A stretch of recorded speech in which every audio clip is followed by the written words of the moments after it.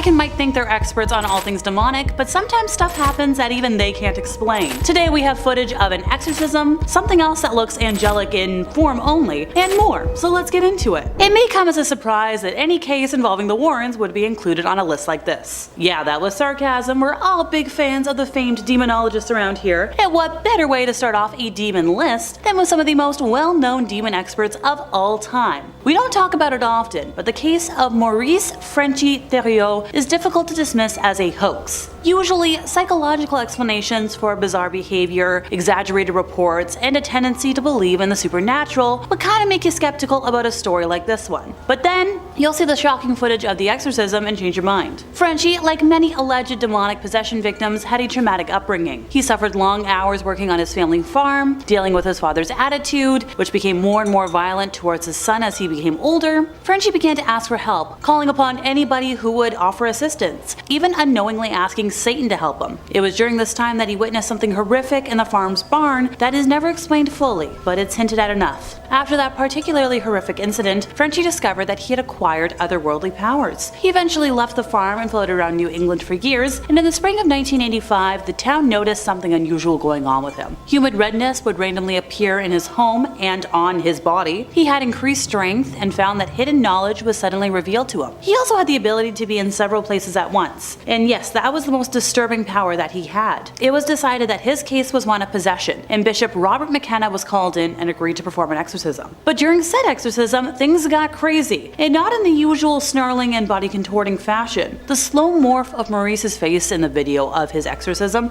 is extremely disturbing, and the footage is only recommended for a mature audience, by the way. Off-screen, boil eruptions appeared on his skin, and even crosses appeared all over his body. But the clip that we have just oozes evil, and has convinced many skeptics that Frenchy was really possessed by a demon. Given that this case occurred in the mid-1980s, many years before the sophisticated CGI technology we have today, this footage might just be the creepiest unexplained event ever recorded. Sadly, 7 years later, Theriot killed his wife and then himself. His sister denounced the possession as a sham, saying he faked the tears and the speaking Latin backwards, but Lorraine Warren was like, it was no fake. Ed added, like, if it was mental illness or a fake, why did tables rise off the floor? We put him in a hospital for 6 weeks and the doctors couldn't explain it. This next Facebook video is perplexing, if not frightening. When you see the footage taken on Vivian Gomez's security camera, you're gonna find yourself saying what the heck along with her. So in the video that we have, you can see a short, kind of jovial figure, a scrawny frame on weak legs, gallivanting along with no reservations. This thing looks like a cross between an elf, a goblin, an alien, and a lot of folks have made comparisons to Dobby. I think that's the character's name from the Harry Potter series. So Vivian awoke one Sunday morning in 2019 and checked her monitor for any activity patterns from the night before, because gotta check your security cameras. And at first she saw a shadow falling across the front door near the camera that kind of got the figure, and moments later you saw the figure casually skipping around the driveway, doing what many spectators refer to as the chicken dance. The description included with the post states, so I woke up Sunday morning and saw this on my camera and I'm trying to figure out, like, what the heck. First I saw the shadow walking from my front door, then I saw this thing. Has anyone else seen this on their cameras? The other two cameras didn't pick it up for some reason. So the video, which has since been dubbed the Dobby video due to the figure's resemblance to the character that we mentioned earlier, has gone viral with over 180,000 shares and almost 16 million views on Facebook alone. According to an article in USA Today and several comments on the Facebook thread, some people suspect that the video might be doctored. Well, others say that maybe it was a puppet, but Gomez insists it's real. She's been quoted as saying, look, if anyone tested it or whatever they do, it would confirm it's not altered. Ghostly photos are pretty common on social media. Ditto for video. But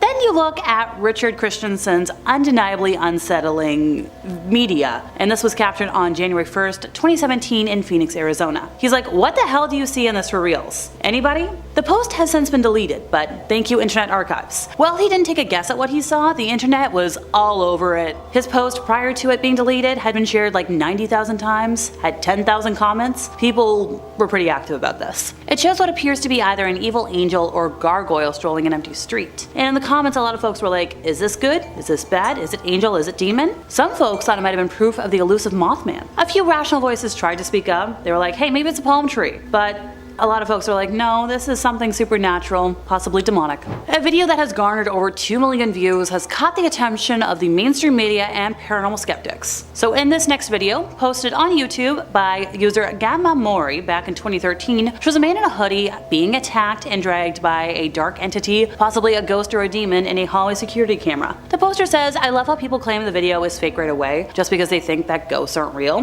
Well, maybe the guy who was pushed down the video and dragged halfway down the hall didn't think ghosts were real until the encounter. Yes, we do have a couple of skeptics stepping forward being like, They're like, stop the video at exactly 49 seconds. You're gonna see he's detaching something from his leg. I'm 100% sure of it. Also, this is why the apparition doesn't have any reflection. The way he starts down the hall looks like acting. Like, have you never walked dramatically down a hallway? Thankfully, other people agree with me. One commenter said, I have seen plenty of these shadow people. I had one right in front of me the other day when I got out of the bath. Never been so scared. So take that, doubters. And finally for today, a Hawaiian runner said she was left with literal goosebumps after unknowingly encountering an alleged demon during a grueling race in Hawaii, as seen in a spine-tingling video. She wrote in a blog post earlier this year saying, to this day, we still don't know what it was. An avid runner since high school, Kay Borlis, the art director and designer, specializes in ultramarathons, defined as any run longer than 26 miles. This particular incident allegedly occurred in January of 2019, while Kay was competing in the Hurt 100-mile race, which is a grueling 20-mile loop through Honolulu's Mocha trails that participants run 5 times. Now this race is especially brutal due to the numerous obstacles, including thick mud-caked routes, numerous water crossings, cliffs, steep rocky inclines. The competition was going swimmingly, pun intended, until Kay injured her foot during her second to last lap and had to pull out of the race, marking the first time she'd ever done so in her career. And that's when things took a turn for the terrifying. After getting home and regrouping, her racing partner, pacing partner, Cassie, sent a bunch of photos from the race to like a group chat. Well, shortly thereafter, Cassie received a text about one of the moving photos, so like a live photo, which depicted a dark figure dressed in a cloak that was moving past her while she was running. This is according to the blog. Accompanying footage shows Kay jogging alongside the shady jungle trail. And then all of a sudden you get this shadowy entity emerging from the foliage and walking right past her. But neither of the ladies saw any person on that strip of trail. The reason why nobody was on that part of the trail is because all runners had to run in a clockwise direction, and tourists weren't out that early.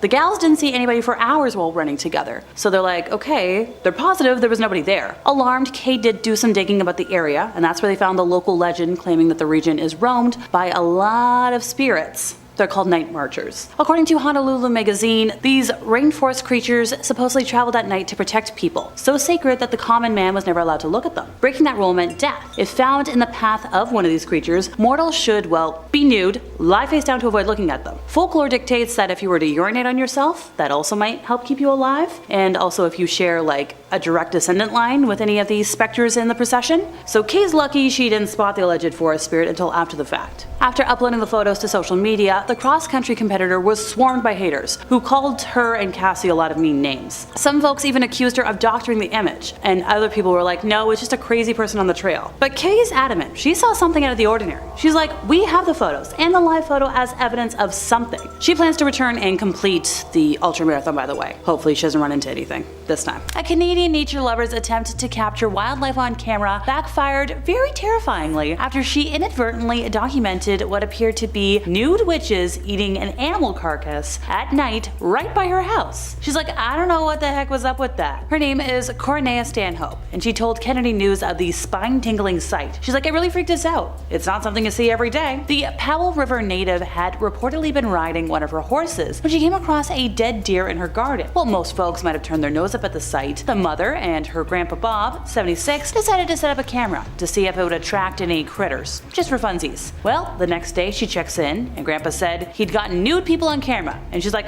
no you didn't, BS. So we showed her. Well, these bone-chilling photos, taken just after sunset, showed 2 disheveled-looking women with long black hair obscuring their faces, squatting over the dead deer and appearing to dine on its remains. The wicked hungry pair are completely in the nude, minus what looks like loincloths over their nether regions, in what looks like found footage horror film-esque sort of photos. It looks like they have wigs on, said Stanhope. One looks like she has maybe blonde hair underneath. She's like, you can't really tell from the photos, but the hoof was brought right up to her mouth. Our poor witness said she wasn't wasn't sure if the so-called witches were kissing it, smelling, or eating it, but she was nevertheless sickened by the ritual, given the amount of bacteria that was probably on the decaying carcass. She said she was especially creeped out because the impromptu cuddling session occurred only 2 minutes from her house. She's like, I was concerned about them messing with my horses at night. Apparently the horses always get really spooked and unnerved around that area, and horses are pretty prone to being able to be in tune with things. She said, I thought they imagined stuff at first, so she didn't think anything of it, but now she believes them. Social media seemed concerned that the Canadian had witnessed witches,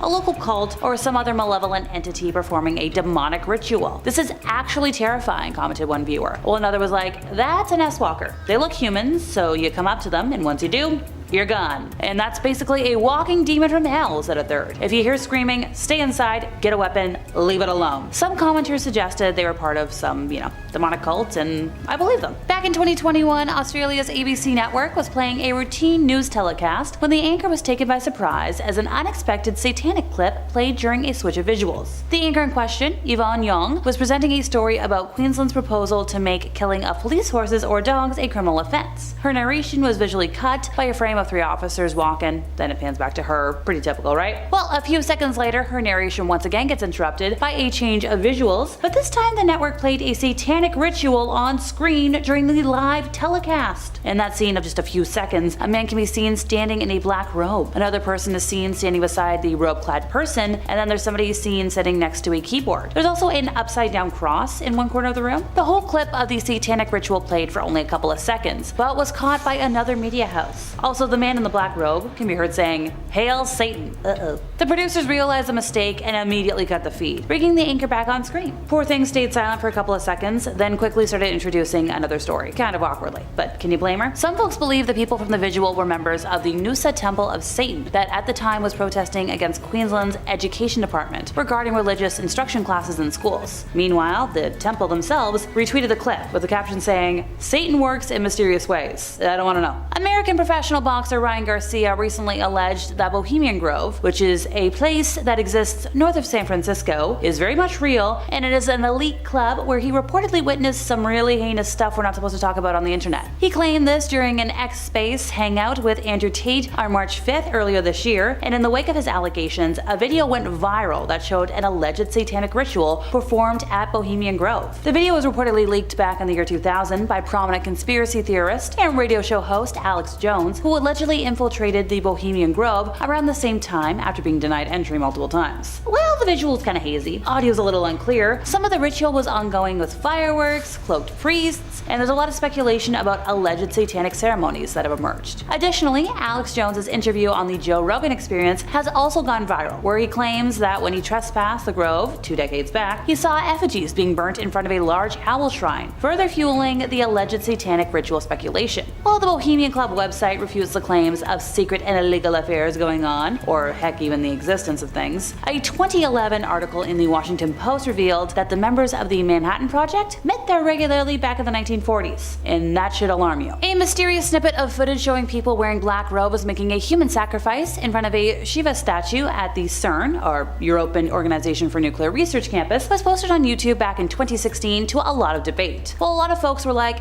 it's fake, it's staged. It's been confirmed that the video was indeed filmed at the CERN campus, and these cloaked figures are allegedly CERN researchers performing a satanic human sacrifice at the Large Hadron Collider. So CERN is a highly protected, restricted area with a lot of security gates and CCTV cameras. Another mysterious piece of information is the man who was filming the incident. Despite him freaking out seeing the alleged sacrifice, his reflection on the window pane shows he was wearing the same cloak as everybody else. Creepy. Finally for today, Python cowboy Mike Kimmel appeared on the Joe Rogan Experience podcast on August 11th of last year to share a crazy story about stumbling across what looked to be the aftermath of a ritual deep in the Everglades. So he was hunting invasive pythons at the time. And by the way, if you scroll his Instagram long enough, you're gonna see videos of him rescuing raccoons, saving law-abiding alligators from python death grips. He knows what he's talking about. Some of his posts border on full-blown PDA for his hunting dogs. He also shares pictures from guided hunts with clients. He's the real deal. However, his strangest post of all is about the time he came across some peculiar litter around an infamous abandoned abandoned Aerojet rocket test facility one night in April of 2019. Kimmel has spent countless hours chasing invasives around this area of the Everglades, and he had to investigate. First, he says he spotted dolls that had their eyes gored out and inverted crosses across their forehead. Then it turned into Latin graffiti sprayed in red paint and a wooden cross stuck in a giant rock pile. The situation really devolved when he climbed up the rock pile and came across a small scarlet snake wrapped around the neck of yet another doll. This snake was still alive, and it was leaking redness from its rear end. Now, according to him, it's rare to find a snake in this area, and it's really weird that it's wrapped around the doll, and also the whole redness thing. The snake's maybe a foot long. It's tiny. Kimmel said he's caught thousands of snakes in his life. None of them have ever been leaking redness out of their rear like that. By this point, he's a little freaked out.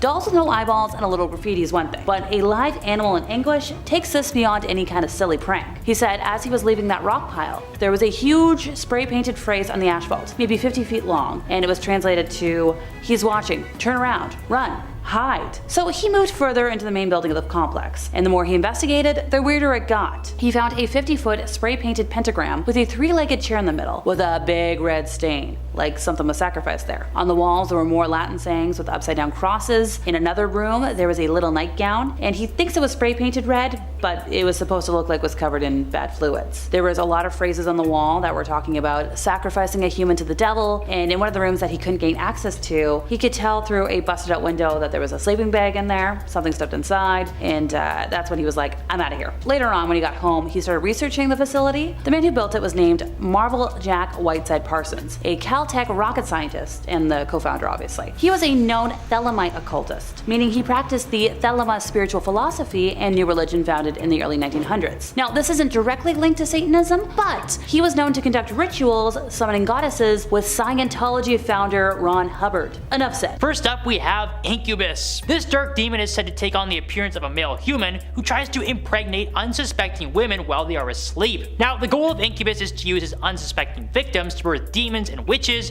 in order to create more servants of hell and devil worshippers. The word incubus is actually derived from the Latin language and directly translates to nightmare. So keeping that in mind, it only makes sense that this demon would appear in the shadows of the night to prey on his victims. It is not known how many dark beings Incubus could have fathered, but it is believed that the famous magician Merlin was actually created by Incubus. Many people believe that Merlin would actually spread dark magic in the towns that he traveled to while he was under the demon's control. Now, some people also believe that this demon has actually been summoned through a Ouija board on multiple occasions. There are many stories that people find their partners alone in bed doing some unspeakable acts by themselves. It also appears that any woman who has been a victim of Incubus has no recollection of the events that led to their eventual pregnancy. And once a Ouija board has been used to summon Incubus, it is incredibly hard to get rid of him. This is not as simple as opening a door and kicking someone out of your house when you want them to leave. Some of the oldest tricks that were used in the medieval era include covering your bed in black salt and burning special types of incense that Incubus really doesn't like. So unless you want to have a very disgusting visitor arrive in your home, the Incubus is one demon you should never activate with a Ouija board. So do you believe that Ouija boards are as dangerous as people claim? Give us your thoughts in the comments down below as we check out some more demons. Next up is Beelzebub. This demon is viewed as many different things by many different people, which brings up the possibility that it could be a real-life shapeshifter. Now, most demons have a clear goal that they want to achieve,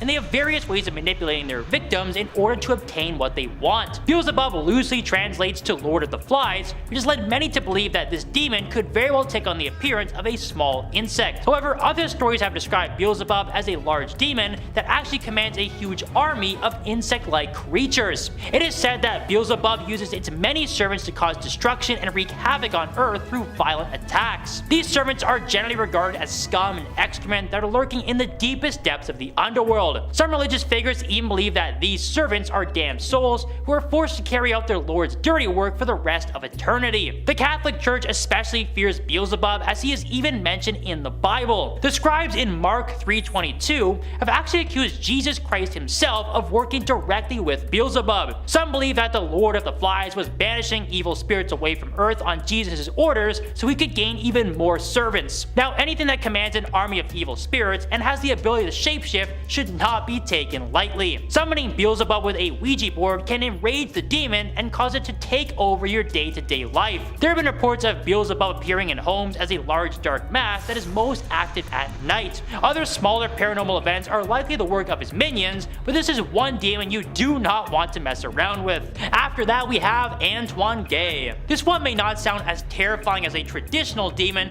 but it could be even more dangerous. Antoine Gay started out life as an ordinary human being, but he is infamously known as being one of the strongest cases of demonic possession to this very day. Antoine was a Frenchman who served in the military in the 1800s before becoming a carpenter in the city of Lyon. He then decided he wanted to begin the process of becoming a monk and was accepted as a lay brother at his local abbey. Now things took a strange turn for him, however, when he shockingly decided to leave the church due to a complete nervous disorder. His sudden mood swings and his unexplained conditions quickly started to raise concerns that he had been possessed by a demon. He was examined by priests and other religious figures who reported that Gay spoke in a much deeper tone and began to share dark secrets of his life. He also started speaking in perfect Latin without ever studying the language or having any knowledge of it. Now religious figures named the demon that had possessed Antoine Isacaro, but not much was known about the demon or its intentions beyond its name. Antoine Gay eventually passed away in the late 1800s due to various complications that priests believe were linked to the demon who had possessed him. But nowadays there are people who are convinced that Antoine Gay is still inhabiting our world as an evil entity. There are rumors that Isacaro had passed its energy onto Antoine when he passed away, and he is now tormenting other souls all around the world. However, because of the mystery surrounding the original demon, no one is really sure how to stop it. Ouija boards are likely the easiest way to summon it, but there is no reason why anyone should even attempt to do that. Next on our list is Baphomet. This demon is another direct servant of Satan who was mentioned in texts as far back as the 11th century. He is described as a large winged beast with a goat head and a human-like body. Many paintings also show the words dissolve and coagulate tattooed on the demon's arms. Now this seems a little strange at first until you realize the main purpose of this demonic figure. Many believe that Satan had originally summoned Baphomet to destroy religion from the inside out. He would manipulate humans on earth to carry out some evil deeds and spread the word that religion was very bad for the soul. Of course, Baphomet needed a large following of loyal servants who would help him in his quest, and he didn't have a tough time finding them. The infamous Knights Templar that existed between the 12th and 14th centuries were apparently the main followers and direct servants of Baphomet. They would supposedly carry out all sorts of anti-Catholic rituals and actions, which included spitting on the cross. While the Knights were technically a military order that was supposedly fighting alongside the Catholic Church, some believe that they were actually fighting against it. Many people started to question the Templars' faith in the early 1300s, and some were convinced that they were worshipping demons. Then in 1307, it was King Philip IV who ordered the majority of the Knights to be arrested for worshipping Baphomet. This led to the of many members and the complete dissolution of the order. But if you thought that spelled the end of Baphomet altogether, then you would be very, very wrong. There are many anti-religious groups that still exist today, and many believe that they are actively summoning Baphomet to carry out their orders. While many evil spirits are keen on working with this terrifying demon, others are still actively fighting to banish him forever. And finally we have Lucifer. Now this evil figure is actually a fallen angel who is now believed to be the demon of pride. Now because pride is one of the 7 deadly sins, Lucifer's actions have resulted in him being labeled a demon by many in the Catholic Church. It is said that Lucifer was actually one of God's greatest creations, and many regarded him as a true son of God. While Lucifer was gifted a throne by God himself and was placed in the Garden of Eden to enlighten humans, his own self-pride eventually got the better of him. After witnessing the creation of Adam and Eve, Lucifer was ordered to bow to the original pair of humans. But in a defiant move of power, Lucifer declared that his creation was far superior and he refused to bow to Adam and Eve. Now some believe that Lucifer was incredibly brave to rebel against his creator, but God was not interested in hearing his argument. Lucifer was banished from heaven for his actions and is regarded as the first sinner for putting his own self-pride before God. His appearance as an angel quickly transformed into a demon who convinces people to develop egos. It is believed by many in the Catholic Church and others that egotistical people are the works of Lucifer himself, as he leads them to their inevitable downfall. While many demons could be considered more dangerous due to their violent natures, Lucifer could actually be the most cunning of them all. His slow and steady manipulation of a person's ego can lead to some terrible choices in life that can have irreversible consequences. The estimated number of victims who have been manipulated by Lucifer throughout history is well into the millions. Summoning this entity through a Ouija board might not have an immediate impact on a person's life, but it will slowly crush them over time. There are definitely ways to fix a person who is possessed by Lucifer, but you'd be better off just keeping him far away from any Ouija board. Alrighty everybody, we're starting off today with a game that has plenty of coverage on the interwebs of Hell Gone Wrong, The Three Kings. If we've learned anything from horror and sci-fi films, it's that making contact with another dimension is never a good idea. But hey, maybe it'll work out just fine for you. To play this, you're gonna need 3 chairs, 2 mirrors, a fan, at least 1 candle, and an alarm clock, among other things.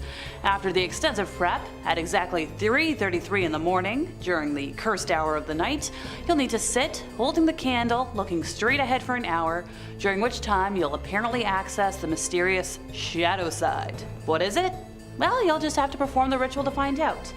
I did find some Reddit retellings from folks who have okayed it and had it go wrong, so let's discuss one in particular. They deviated a little bit from the instructions, which is so stupid, but whatever. So they set up the 3 wooden chairs, borrowed 2 big mirrors, and used their grandfather's watch as their power object. So, it's stupid AM, and they ventured down to a basement alone.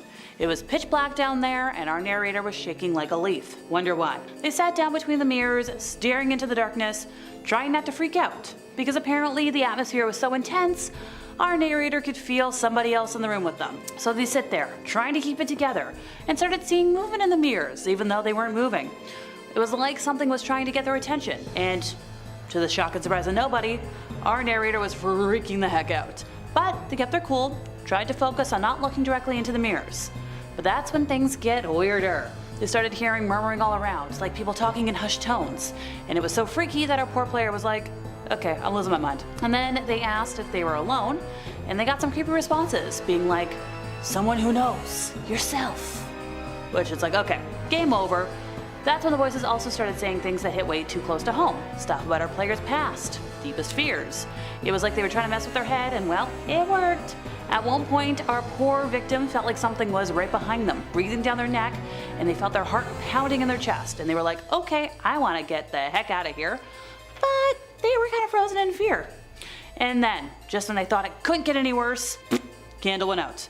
The player tried to relight it, but it wouldn't catch, and they were sitting there in total darkness. That's when they ran like hell, flipped on the lights, feeling like they just survived a horror movie. Yeah, I'm not surprised, but hard pass, never playing that for me. Next up is a game I feel like some of you might know about, the Gallery of Hieronymus. There is a lot of room for error in this one, and apparently one wrong move could be your last. Like your eyes could shrivel up, your nightmares could come to life, your body could burn from the inside. We love spontaneous human combustion, and you could also be sent straight to hell.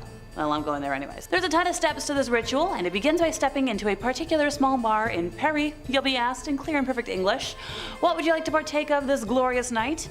And no matter what, you gotta answer absinthe. The next question will regard the type, and you gotta say one of 2 things. The stuff that man himself could not bear to take, or the good stuff, the best stuff, whichever one you answer. Whichever one you can remember. If you ask for any other absinthe in any way, you're gonna be plagued by nightmares for 13 days. If you make it that far before sealing your fate, the bartender's gonna say, be sure you handle this with care, this is the finest I have. Now from here you also have a multiple choice situation. Say, word for word, I overestimated my fortitude and I bid you good eve.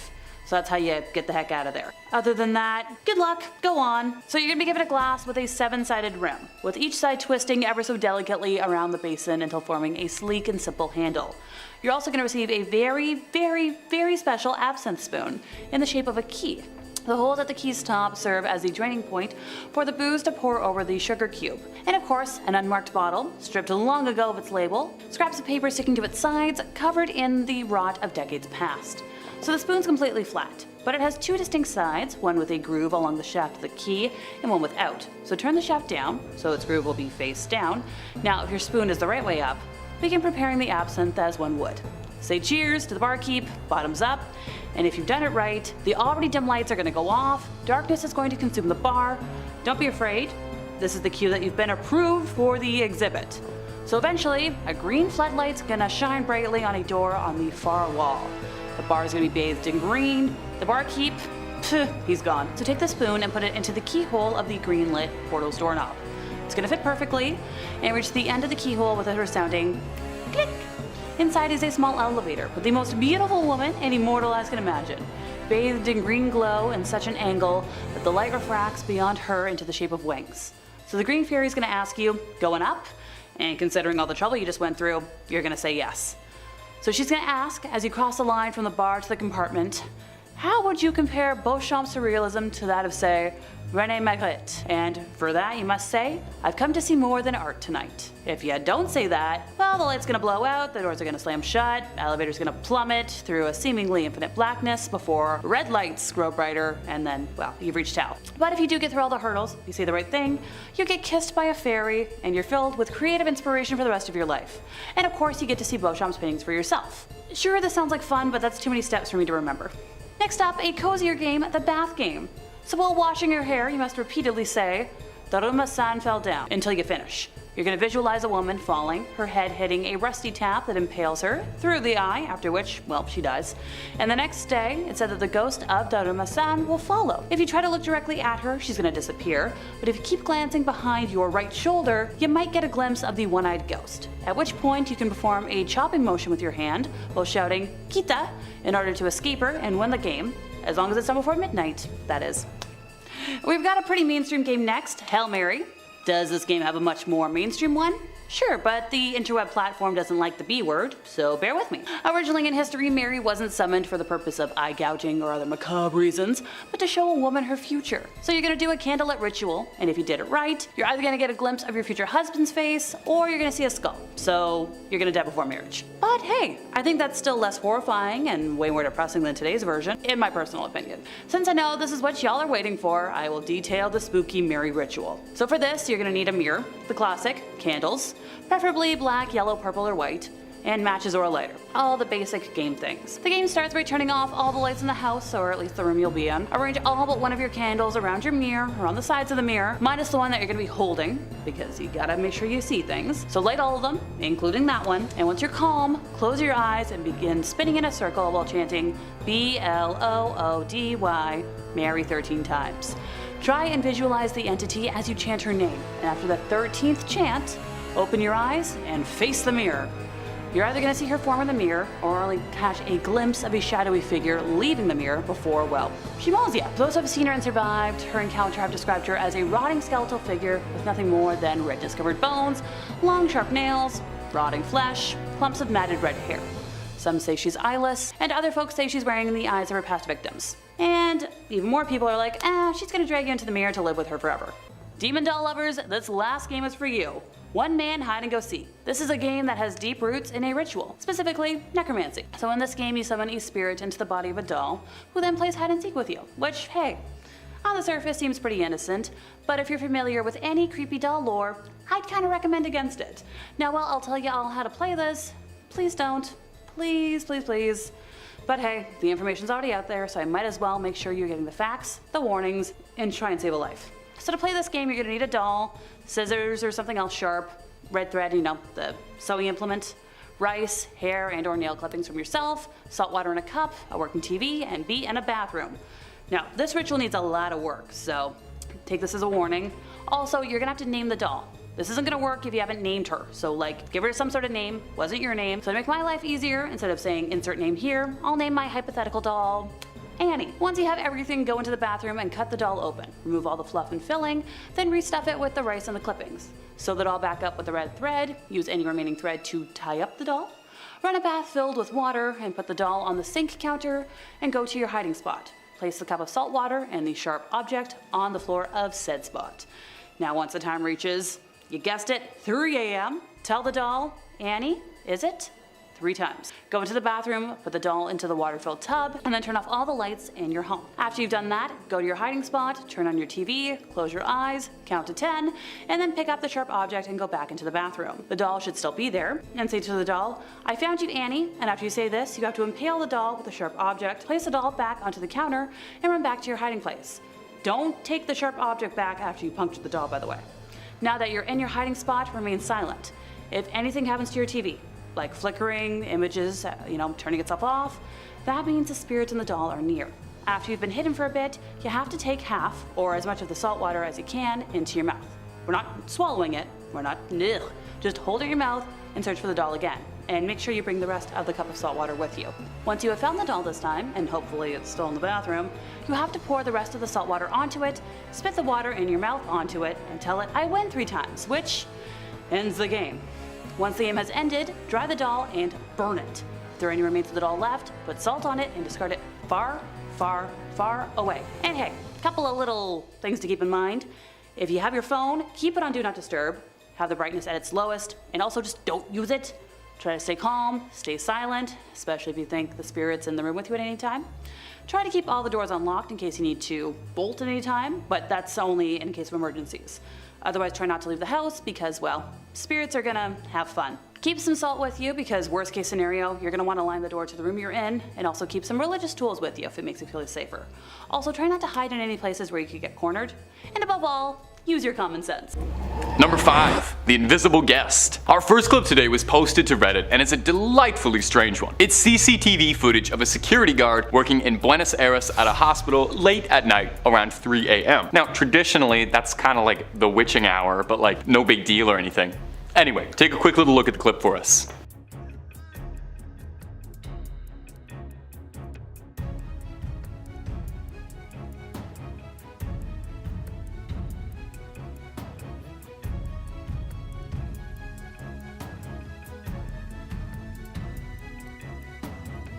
We can see the security guard get up from his desk, clipboard in hand, opening the belt, even going so far as bringing in a wheelchair for this guest who doesn't appear to exist, at least not physically. Watch this clip as many times as you'd like, you'll never see who he's letting in because they just don't seem to exist at all. It's unsettling to say the least. Now let's put on our rational caps and take a look at this. Let's give a little Scully approach. This could just be an extremely bored security guard working the graveyard shift at a hospital doing anything to make himself entertained. I've worked long night shifts by myself and let me tell you, I would do stupid stuff like this all the time just to keep myself entertained. Now the Mulder approach, and that's why we're here, is that this could be any number of supernatural things. A ghost? Some sort of demonic entity possessing the security guard and making him open the door. It's the way the guard does it also routinely, as if he doesn't even realize anything is wrong or, nobody's there, that makes it so unsettling. And I think that's the word for this clip. It's unsettling, it's hard to describe. The clip went fairly viral for its bizarre nature, and the hospital clarified that the guard never registered a patient to enter. So either it was a prank or the demon just didn't have enough ID on it and just waltzed on in.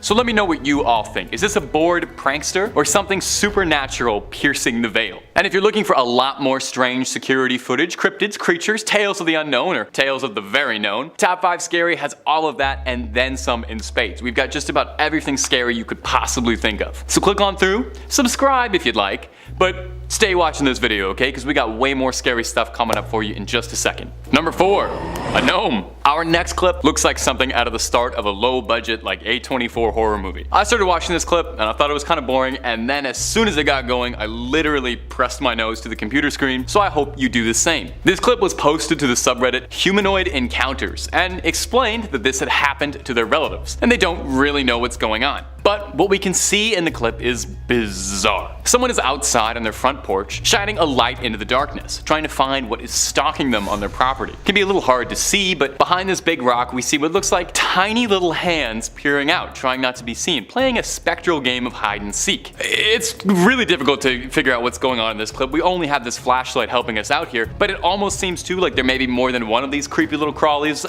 running around back there. The OP who posted the clip originally suggested that these creatures are indigenous folklore of little people, which interestingly is a myth that's surprisingly common across the globe, with cultures in Ireland, Greece, the Philippines, New Zealand, and Indonesia, to name a few, all having local legends about little people or gnomes or elves or things like that, creeping in the night. Don't you worry, that'll come up more later. Now, Scully mode for a second. This could extremely easily be someone's kids being told to play along for a prank, get some views, or even someone just hiding behind a rock playing with a doll, poking it out. The only evidence we have against this really is that the clip looks weird, and OP's word that they swear this is a close family member and wouldn't do this sort of thing. And going through the YouTube channel, you can see it's mostly just family videos, so it does make sense. So what do we think, YouTube comments? Little people creeping around, or is this a tall tale? As like a height pun. I don't know if everybody picked up on that. It's pretty smart. Number 3, creature prowling. This next clip was originally posted to TikTok and then made its way over to the subreddit High Strangeness, which I definitely recommend if you're looking for a little weird stuff in your day-to-day. Extremely fitting title because I don't think there's anywhere else this could have been posted. The footage comes to us from the Philippines and was seen late at night by a group of friends walking home. You ready for it? Here you go. So as you could probably see in the clip, there is something horrifying prowling around on top of this roof. Certainly looks human, but looking human is an easy trick, although this creature doesn't seem like it has that one down 100% just yet. It needs a little work on its human impression. The eyes are glowing, peering out at you. The eye shining is what really gets me about this clip. It's very creepy, reminds me more of a cat or a dog's eyes when being recorded in the night than it does any human. Could this possibly be a skinwalker mid-transformation that's been caught attempting to disguise itself? It definitely fits the bill of a creature walking like an animal but looks like a human. It almost looks too like it's sussing out its options, waiting for the right moment to pounce down.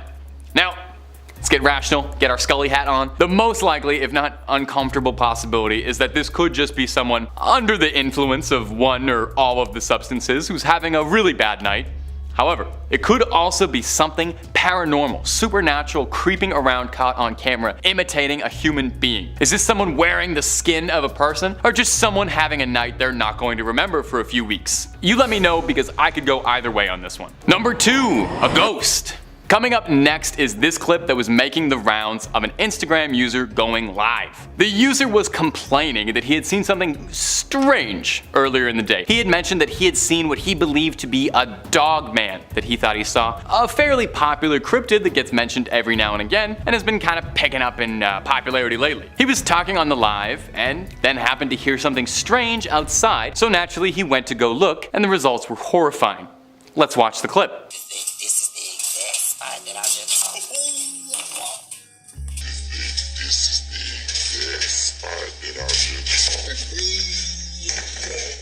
Did you see it? Well, we can roll it again if you didn't. At around a minute into the clip, when the user was going live, he hears something strange and goes in to check on what it was, and we see something rush by, if only for a second, that doesn't look like it came from this world even a little bit. It looks like a tall creature running by on its hind legs, and I'm gonna be honest, I immediately thought it was a werewolf. It kinda has that werewolfy vibe. Here's the thing about this one. Either this video is one of the best fakes I have ever seen, with a fantastic creature effects budget and some real impressive practical effect wizardry, and it's got an actor who really knows how to sell being scared, or this is actually something that happened to a real terrified guy and we caught his reaction live. I think it being on Instagram Live lends a little bit of credibility, I think, since it makes these things a lot harder to fake when you have to do it live. Ask any stage production. The thing doesn't seem like it's someone in a costume either. The silhouette looks all wrong. It really just does look like it was a werewolf caught on tape. Scully mode. I don't know. I don't know. I don't know if I have one. Molder mode. That is a werewolf. Full stop. That's a real werewolf. Why don't you all let me know down below in the comments what we think that might be down there, but that's a werewolf. I don't know if you're gonna be able to convince me otherwise. At number 1, the Costa Rica creature. Now, I spent a long time looking at some weird CCTV footage, door cam, blurry cell phone footage, trying to find something just weird and freaky to show you all for this video, and well, I think I've saved the best for last here. This footage was captured from a ring light security camera, and it's maybe one of the scariest things I've seen in a hot minute. Now, you take a little look-see for me, and I don't blame you at all if you need to scroll down to hide in the comments. It's safe there.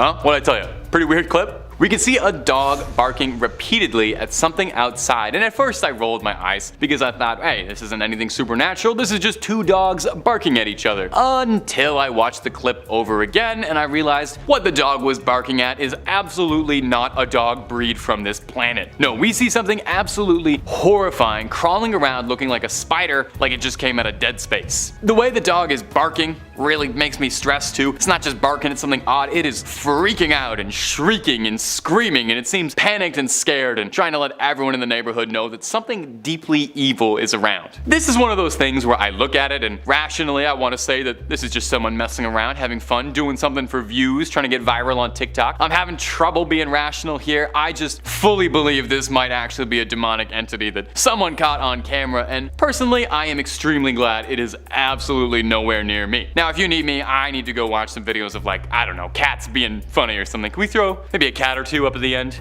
A nice cute little guy, little palate cleanser for everybody. Number 5, driveway alien. Coming up first on our list is going to be this weird video of what looks to be, I'm gonna be honest with you, a visitor from another world touching down on the driveway. Now, you wouldn't expect aliens to make first contact in Colorado, but hey, here we are. In the video, we can see a really scrawny little creature running up and down Vivian Gomez's driveway. This creature had people talking after she posted the video to Facebook because, well, look at it. What is it? It's almost like it's got these giant, like, elephant ears flopping around when it moves. And I'm not gonna lie to you, this looks a lot like Dobby from Harry Potter, so we might have to seriously entertain the possibility that this is an elf that just got a sock and is running in happiness to be free. The woman whose driveway caught the security footage, Vivian Gomez, had this to offer alongside the video when she posted it on Facebook. So I woke up on Sunday morning and saw this on my camera, and I'm trying to figure out what the heck. First, I saw this shadow walking from my front door, and then I saw this thing. Has anyone else seen this on their cameras? The other two cameras didn't pick it up for some reason. Now, unfortunately, her security system would only film for about 10 seconds or so. So this is the only footage she had of the mysterious driveway creature. Gomez clarified for everyone that whatever this thing was, it wasn't her son. It wasn't a kid in a costume, because she doesn't let him out by himself that late. Although I think there's definitely a real question to be asked that she saw this thing running down her driveway late at night, and she considered the very real possibility that it might be her son. Like I said, I'm pretty sure the most reasonable, rational explanation is that this is a freed house elf very excited for his future in the first time. Or an alien, very possibly. Could be an alien that just touched down, or could also be a Terminator traveling in time. That's why it looked naked. Gang, let me know down below what you think this mystery monster could have been. I'm curious to hear your input. And if you're looking for more scary content, don't even move a finger. We'll have scary videos playing after this one and hundreds more on the channel. Drop a subscribe for fresh screams in your inbox every day, twice a day. Number 4, the tentacle beast. Now, let's take a deep dive underwater for our next one and take a look at something freaky and tentacly. Ah, this feels nice. This feels like getting back to my roots talking about weird sea creatures. You know how much I love the Megalodon. A research crew comprised of marine biologists spotted the strange creature while on board the EV Nautilus, a research vessel used by the Ocean Exploration Trust, a non-profit that conducts deep sea research. While they were down there, they captured footage of a gigantic, bizarre tentacled sea creature swimming around the depths, and researchers have yet to be able to correctly identify it, leaving them to wonder if perhaps this is the discovery of a new species entirely. Luckily, they caught footage of this weird little thing so we can all enjoy it. The creature has a bunch of tentacles extending 16 inches from nearly 7-foot long stalk, and a single polyp with barbed tentacles cupping the polyp like spiky petals. The creature kind of looks like a bizarre, angry, spiky flower flowing through the water more than it does any other marine life I can think of. I'm pretty sure I saw this thing swimming around in the corner in one of the 800 scenes about swimming in Avatar 2. This nasty little thing was found 8,000 meters beneath the surface, where all the truly terrifying life starts to form and Mother Nature gets really creative in a Jackson Pollock kind of way. The expedition's lead researcher, one Steve Alskovich, and a deep sea biologist, described the sighting as fascinating, and I'd describe it as horrifying, but hey, we each do our own thing. From time to time, we come across something that we never expected to see, and those are often the most powerful observations. Look, I'll stop you right there, man. That sounds way too much like Jurassic Park dialogue for me to feel 100% comfortable. I'll stay where I am, you stay where you are. We'll stay in each other's lanes. Number 3, the Nightwalker. Coming up next is a mysterious figure that was recorded on security camera footage from Moorhead, Kentucky. That's in the US if you didn't know. Brought to us by trusted name in paranormal news, Paranormality Magazine. The video got a ton of attention, garnering 500,000 views or so, and you can see why. It shows this wretched, pale, hunched over creature running around what looks like a downtown parking lot. What's really creepy about this whole thing is trying to figure out how big it is, you know? It's hunched over, which doesn't make it any easier, but you try and compare it to the car in the video and you can kind of see that it looks like it only comes up to the trunk. Is it a goblin? A gnome? Is this another freed house elf? Has there been a resurgence in freed elves? You can't even make out what the creature's face looks like, or if it has any facial features at all, to be honest. Like most good supernatural videos, the camera quality is very choppy. If you've got a keen eye, you probably noticed it's not a rip of the security camera proper, but rather someone recording a monitor. So it's a video recording of a recording, and you're watching a recording of a recording of a recording, so it's not the most crystal clear. Some commenters on the video are not nearly as convinced as me, your host who is easily quickly and immediately convinced by everything he sees. Some have suggested that it could just be somebody in a morph suit, it could just be some youngsters having a bit of fun, but hey, I listen to those and I offer you, it could also very well be a demon sneaking around a parking lot. We listen to all sides, and we take them very seriously here at Top 5 Scary. Number 2, Pale Walker. Coming up next is a clip out of India that went viral last year and captured the attention of paranormal enthusiasts, alien hunters, and skeptics alike. It's really nice when you can get everyone in the community together like that. In this video, a strange, pale humanoid-like figure was spotted walking across the road in India, baffling the heck out of just about everybody who saw it. Whatever it was filmed walking alone steadily on a bridge at night in Yarkand in eastern India, staggering through the night. The thing resembles a human enough, and that's what my brain tells me it is. That's what Occam's razor suggests it should be. But the more you look at it, the more you start to wonder if maybe, just maybe, this might be something else. The creature is gangly, and it has these long arms and long legs, pale white skin, and a very skinny torso. Gosh, imagine having a skinny torso, being very pale, having very long arms, and gangly. Could not imagine what that's like. Could not imagine what that's like at all. It looks a great deal more like a monster out of Silent Hill 2 than it does a person. Motorcyclists in the video are swerving out of the way of the figure, which stops and stares at them for a bit before continuing to stroll onwards like it ain't no thing. Naturally, this got more people talking and wondering as to just what this thing could possibly be. More than a few people suggested that it could be an alien walking around the streets at night, explaining why it seems so confused about where it is.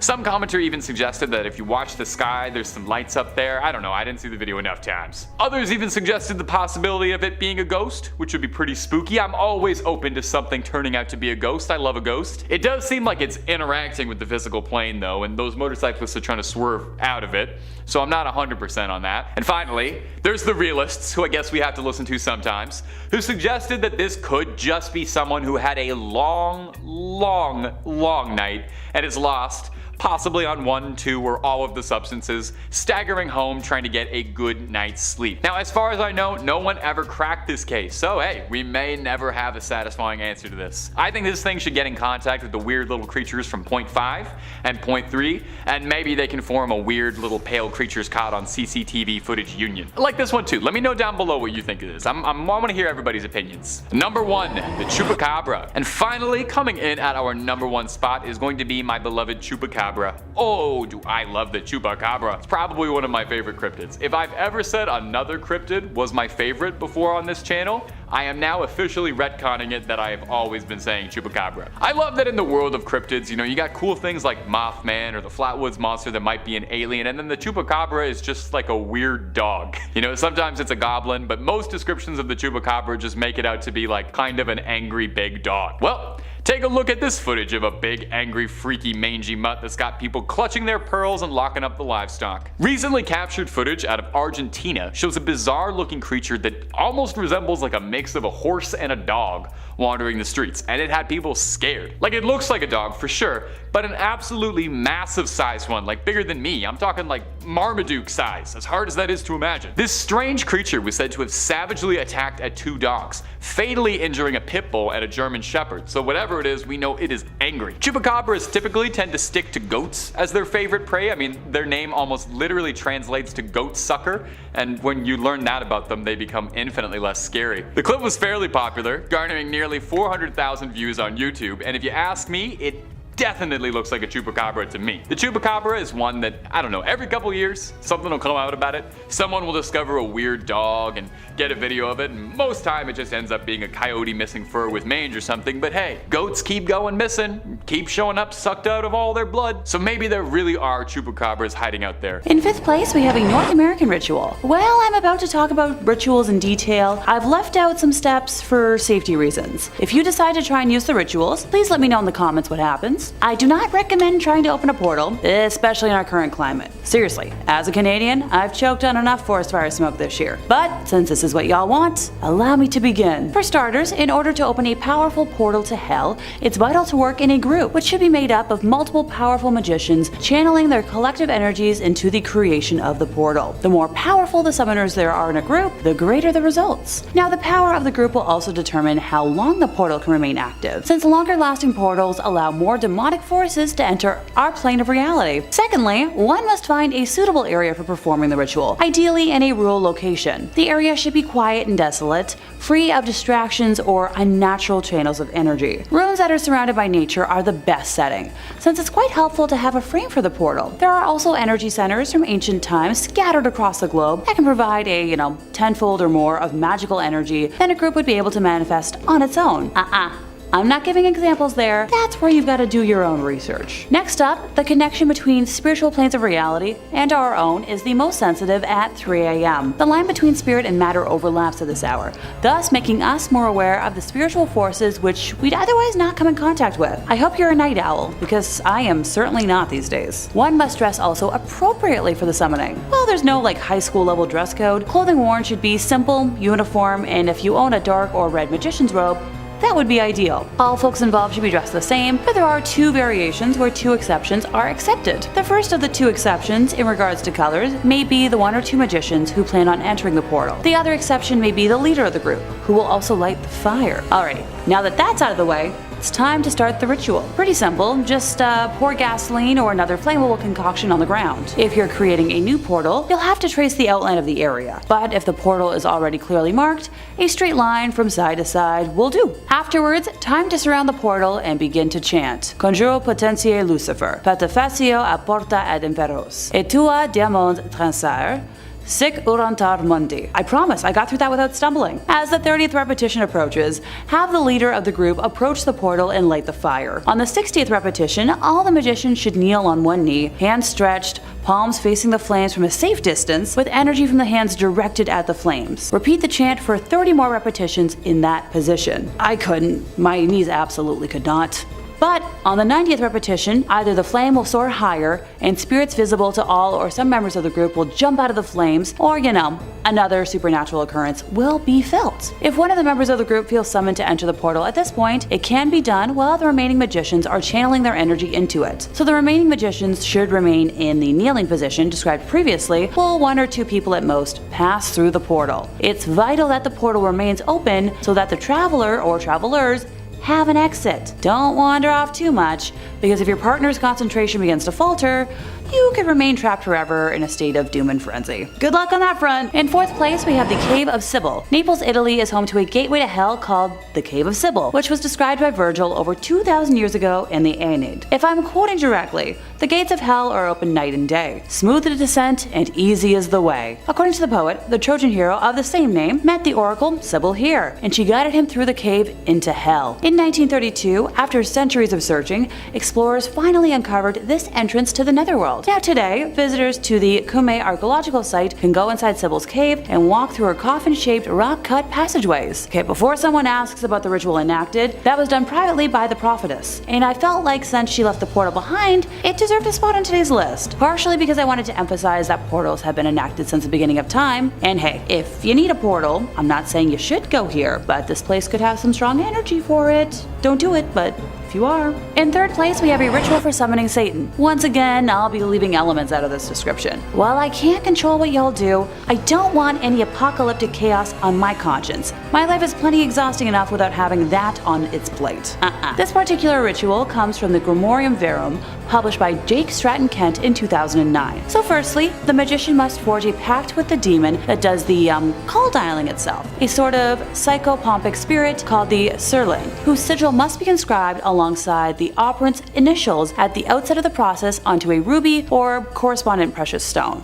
Ooh, I love rubies. So this amulet is to be worn inside the magician's breast pocket or on a necklace at all times. Essential to operating the Verum is a calendrical convention drawn from Hermetic astrology that utilizes both the planetary hours and assigns a spirit to each particular day of the week. So this dictates that the construction of most of the tools for the ritual are to be done at dawn over the course of a few weeks during a time when the moon is waxing. So unlike the ritual I kicked off today with, this one is much more time consuming. The actual ritual of summoning must be done at an appointed time, depending on the properties of the demon. So to compel the dark host, the magician must cut a branch at dawn from both a virgin elder tree on the day of Asaroth and hazelwood on the day of Surgat, inscribing upon them the seals of the demons Fremost and Klepot, to be fashioned into wands of evocation and divination, respectively. Similarly, the materials for the signing of the pact are to be purified and consecrated at dawn also on the day of Astaroth. The variant conveniently includes instructions for the consecration of a ritual stabby implement intended to sacrifice a goat, as well as its skinning, scraping, stretching, and curing into parchment upon which the demon sigil will be copied. The writing of the contract on the parchment, including the copying of the sigil of CERN, the demon seals, and the drafting of all legal agreements, is to be done at dawn on the day of Beelzebub. Special herbs and incense are then used to immerse the magician in a sensory tradition. A mixture of mace, frankincense, and aloe wood is burned in a censer upon the altar at the ceremony and used to fumigate all tools for the operation. For purity, the magician must anoint themselves and their tools in a sprinkling of holy water mixed with mint, marjoram, and rosemary that is bound by a thread spun by a maiden. The setting of the ceremony demands a magic circle that should be roughly 9 feet in diameter and must be drawn with a stabby implement, consecrated at dawn on the day of Silkard, and drenched in red mole fluid and juice of pimpernel. Within the circle's center, the magician is to draw the triangle of evocation, upon which is set the ceremonial altar. The ritual itself prescribes a rite of sanctification, using the wand to mimic alternating flail lashes and a recitation of personal exhortations. Then, after a series of prayers used to elevate the operant's magical authority, the spirit is to be called forth. After chanting an incantation of barbarous names, the demons must be summoned in top-down hierarchy order. First petitioning one of the unholy trinity of Lucifer, Astaroth, and Beelzebub, then calling upon one of their 7 dukes, and then finally the demon further down the hierarchy which you wish to actually summon. Following an exhausting hours-long rite, the desired demon is believed to appear, either as a presence or as a vision in a mirror. So from here, the magician might sign a pact with the particular demon, and the rest depends on what is needed. And how you treat the demon. They're pretty dang tricky beings. In second place, we have Huska Castle. Located north of Prague, Huska Castle is a 13th century Gothic masterpiece that sits on top of Hell's Gate. Aesthetically speaking alone, I would love to visit it someday. According to local lore, the castle's chapel was built to cover an enormous hole in the ground that served as a satanic threshold. So I haven't been able to find the specifics on the rituals used to open the portal, but it was too important to leave off today's list. The defensive walls also prevented demons and other ghastly creatures from crawling out of the hellhole. Animal-human hybrids were reported to have crawled out of it, and dark-winged, otherworldly creatures flew in its vicinity. Legend has it that when construction began in the castle, all the prisoners that were sentenced to death were offered a pardon if they consented to be lowered by rope into the hole and report back on what they saw. So when the first person was lowered, he began screaming after a few seconds, and when pulled back to the surface, he looked as if he had aged 30 years. He had grown wrinkles and his hair had turned white. Ugh. May I recommend trying to find a modern-day Buffy? She'd be anyone's best bet for closing a hellmouth. During World War II, the bad German guys occupied the castle until 1945. The Yahtzees were said to have conducted experiments and summonings into the occult. According to one source, locals were certain that they had been using the powers of hell for their experiments. So Huska Castle is still considered haunted, and many tourists have reported seeing headless horses and demonic winged beasts lurking in the halls. And finally, in first place, we have the Ouija board recovered from the Donovan household. Yep. Ouija boards count as demonic rituals. I repeat, as always, leave the stupid things in the store or wherever you found them. Not worth it. Patty Donovan was simply a lonely teenager who thought the board could find her a friend, and well, it found her a manipulator. She spent months falling in love with a spirit she believed to be in love with her, telling it secrets about her everyday life, becoming emotionally dependent on the spirit. So on the evening of March 2nd, 1974, Patty pleaded for the spirit to manifest. Yeah, the next morning, her father, Theodore Donovan, found the spark plug wires pulled out, the rubber hose unfastened, and the fan belt cut when he attempted to start his car. Not much later, Patty attempted to start her car, and it was discovered that the internal engine had been completely disassembled. That week, other incidents of apparent vandalism occurred around the Donovan house, and Patty could no longer raise her invisible boyfriend on the Ouija board. Night after night, she tried to communicate, but the planchette would simply slide over to goodbye. She had no idea that her ethereal boyfriend had actually manifested in the form of a supernatural vandal. By the second week of March, material damage to the house and cars had become so troublesome that Ted complained to the police. When they arrived, he pointed out the destruction done to garden plants and shrubs, the exterior of the house, and the apparent intrusion into a locked garage to puncture tires and tear engines apart. Before leaving, the policeman assured Ted that they'd keep an eye on the property during night patrols. Later that second week, after work, Ted and his wife Ellen were sitting in the kitchen with their son Brian when all three heard something smash against a wall somewhere inside the house. And after investigating, they found a gaping 18-inch hole in the plasterboard wall wall inside Brian's room. Just as upsetting was the fact that the jagged edges of the plasterboard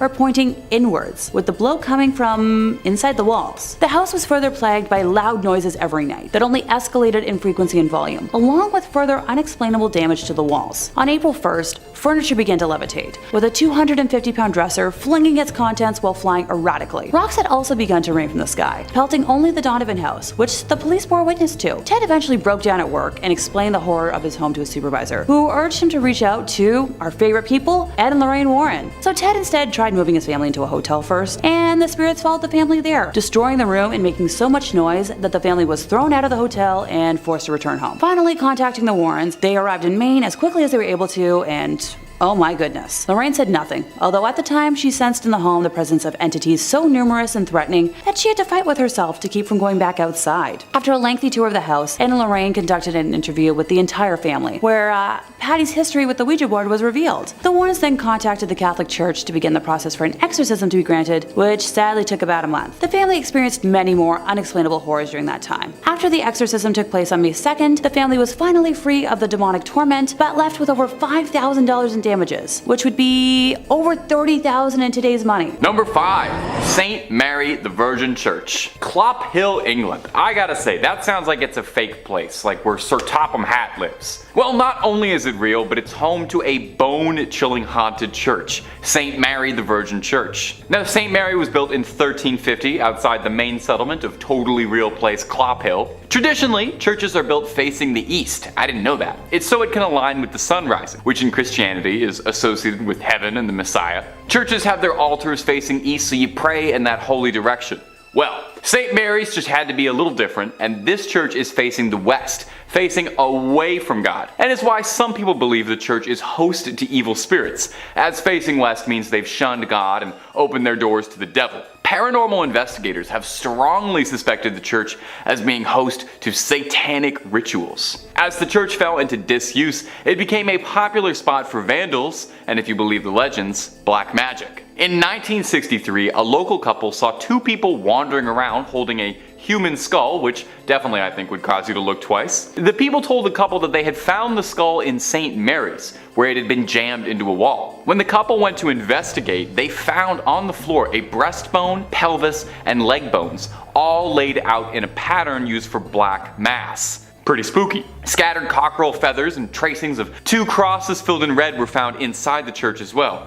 And as if that wasn't slightly unnerving enough, they also found that 6 graves of women in particular had been tampered with as well. All signs seem to be pointing towards some dark rituals happening at St. Mary's Church. Common sightings at the St. Mary's Church range from smaller scale things like strange screeching during the night or hearing the bell going off despite being long abandoned, and the more threatening reports seeing tall, dark figures wandering the ruins of the church, perhaps getting themselves ready for another ritual, or perhaps they've been contacted by a ritual and are arriving. Only thing I know is I won't be checking out the midnight mass there anytime soon. And if you're interested in way more scary stories of all manners, cryptids, conspiracies, churches, hauntings, aliens, we've got a little bit of everything at Top 5 Scary. So click on through, find something to get cozy with, and subscribe, and make sure you hit that bell so you catch all of our videos as they drop. But do all that stuff at the end of this one, okay? Because we got way more haunted churches for you coming right up. Number 4. Our next entry on the list today is going to be the Aquia Episcopal Church. And if you haven't said that, try saying that 10 times fast. I dare you. Located in picturesque Stafford, Virginia. The church has 200 years of history to it,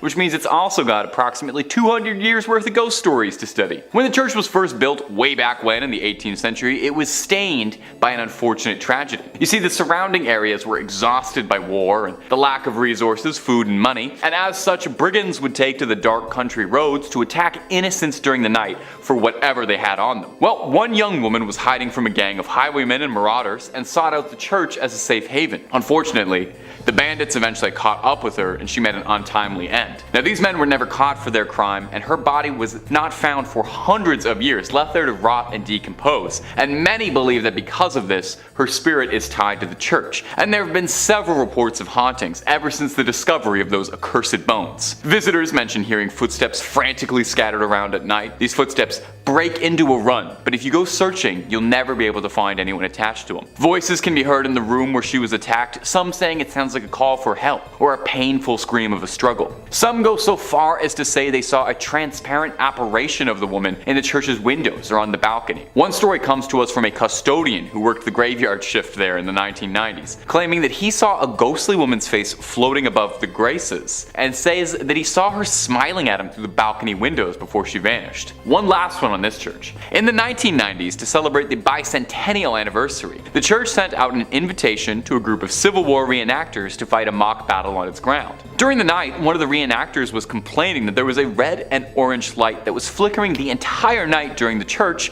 that prevented him from sleeping. The man explained this to the father of the church, and the father explained back that there was no electricity in the vestry, and that the light must have been the spirit confused by why the Civil War had started up again. Imagine, you're a ghost, you're already out of time, and then you look outside and you see guys from your time? My little ghostly sense of the world would be so thrown off. I would have to buy a new ghost calendar.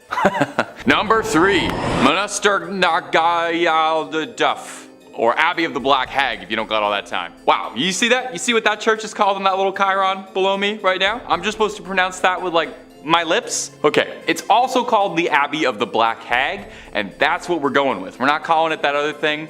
I'm not doing that. Black Abbey of the Hag, only name this church has ever gone by, and it was built in 1298. And it was one of the well-known medieval convents in Old Ireland. The remains of the abbey still stand today in a secluded valley, making it already mysterious and supernatural place just that much more supernatural and overgrown and spooky. I mean, the place is called the Abbey of the Black Hag. You don't name a place that unless it's extremely haunted or if there's like a cool boss fight or something there. Sounds like it's straight out of Dishonored. It's believed that the last abbess, horrible word by the way, in charge of the abbey practiced witchcraft, and in the scary way, okay? She brought death, misfortune to the surrounding areas. Pope Martin V condemned the abbey, not being down for witches at all. The accused witch left to live out in the damp, deserted abbey by herself, which she probably loved because it sounds scary. Over time, her skin blackened, her hair furled, and her soul twisted, leading to the place being renamed the Abbey of the Black Hag. And if you can believe it, there's actually more to this one. The Count and Countess of Desmond once called the abbey home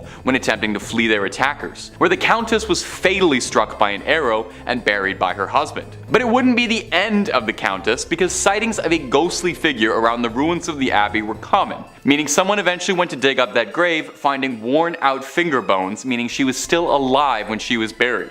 It's said now that a woman's panicked shrieking can be heard in the early hours around the abbey. Number 2. The Borley Rectory. The Borley Rectory is an old London estate that has the unique distinction of being considered the most haunted building in the United Kingdom. No big deal, or anything. Almost immediately after its construction, stories of hauntings started to creep out. One of the first local legends says that in the 12th century, a priest and a nun had a naughty little affair, and when they were discovered, the nun was bricked up and left to rot in the nearby church. Since then, they say that her spirit roams the rectory. In 1900, 4 daughters of the then estate owner all said that they saw a nun wandering around the estate late at night. They tried to talk to her, but got no response back, just a scary ghost stare. The family claimed they'd see this nun around the property, and on one occasion they thought they saw the spectral apparition of a horse-drawn carriage with a headless rider, some real Sleepy Hollow stuff. From there on, there was all these reports of bizarre sounds or strange shadows creeping out the corner of your eye. In 1927, the estate changed hands as the original family owning the estate had all passed on, and a new family, the Smiths, had moved in. Shortly after, they discovered a human skull in the cupboard in a brown bag.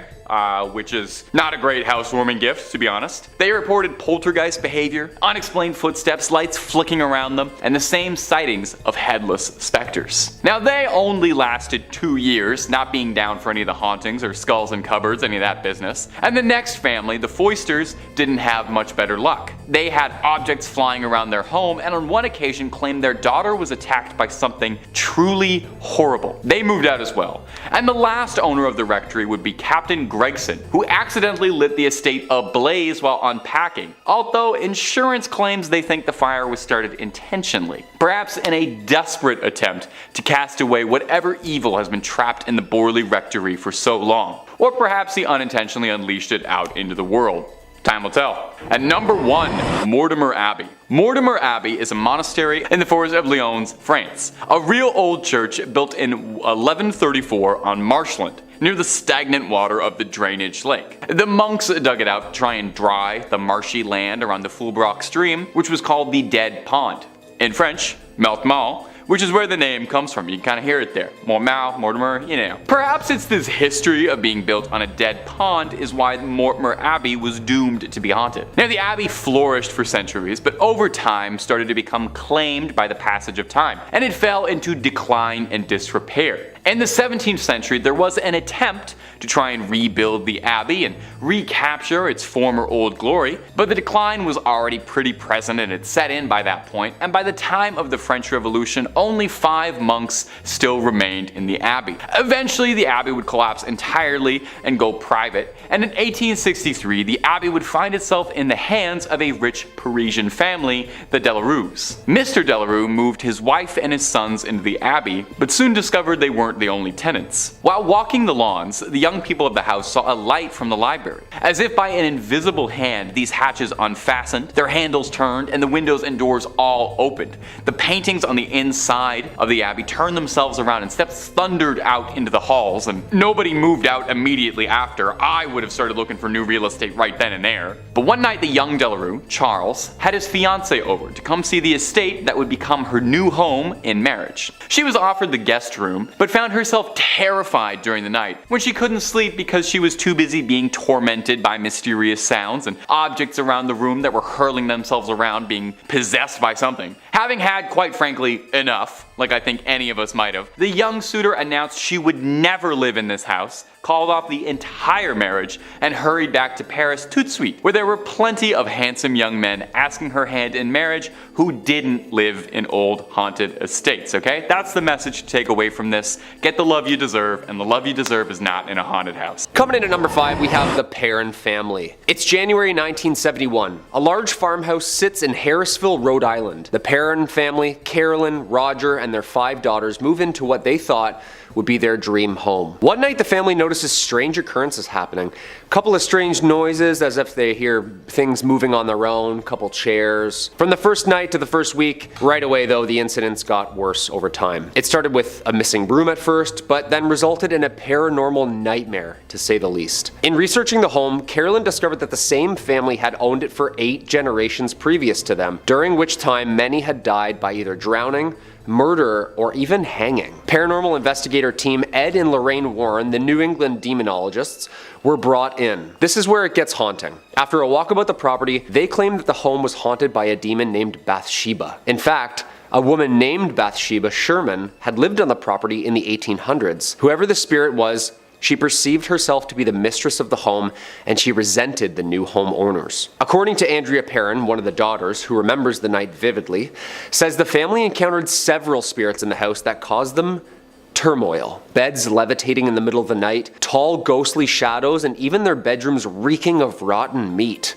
Ew. The family avoided going into the basement at all because of a cold, deathly presence. Basements, man, always. The things that went on there were so incredibly frightening. Quote from Lorraine herself. The Warrens made frequent trips to the house over the years, and the Perrin family lived there. They performed a seance that had Carolyn Perrin speaking in tongues before she was allegedly thrown across the room by a spirit. The Warrens made frequent trips to the house, but Lorraine insisted that she and her husband would never ever try an exorcism, which must be performed, of course, by a Catholic priest, due to its dangers. The seances apparently allegedly caused Carolyn Perrin to be temporarily possessed one time, which Andrea, their daughter, claims she watched unknowingly from the top of the stairs. Shaken by the seances and concerned for his wife's mental health, Roger Perrin asked the Warrens to leave and stop investigating the house, since it was making things even worse. According to Andrea Perrin, the family finally gave in and moved out of the house in 1980. Luckily for them, The presence did not follow them. Number 4.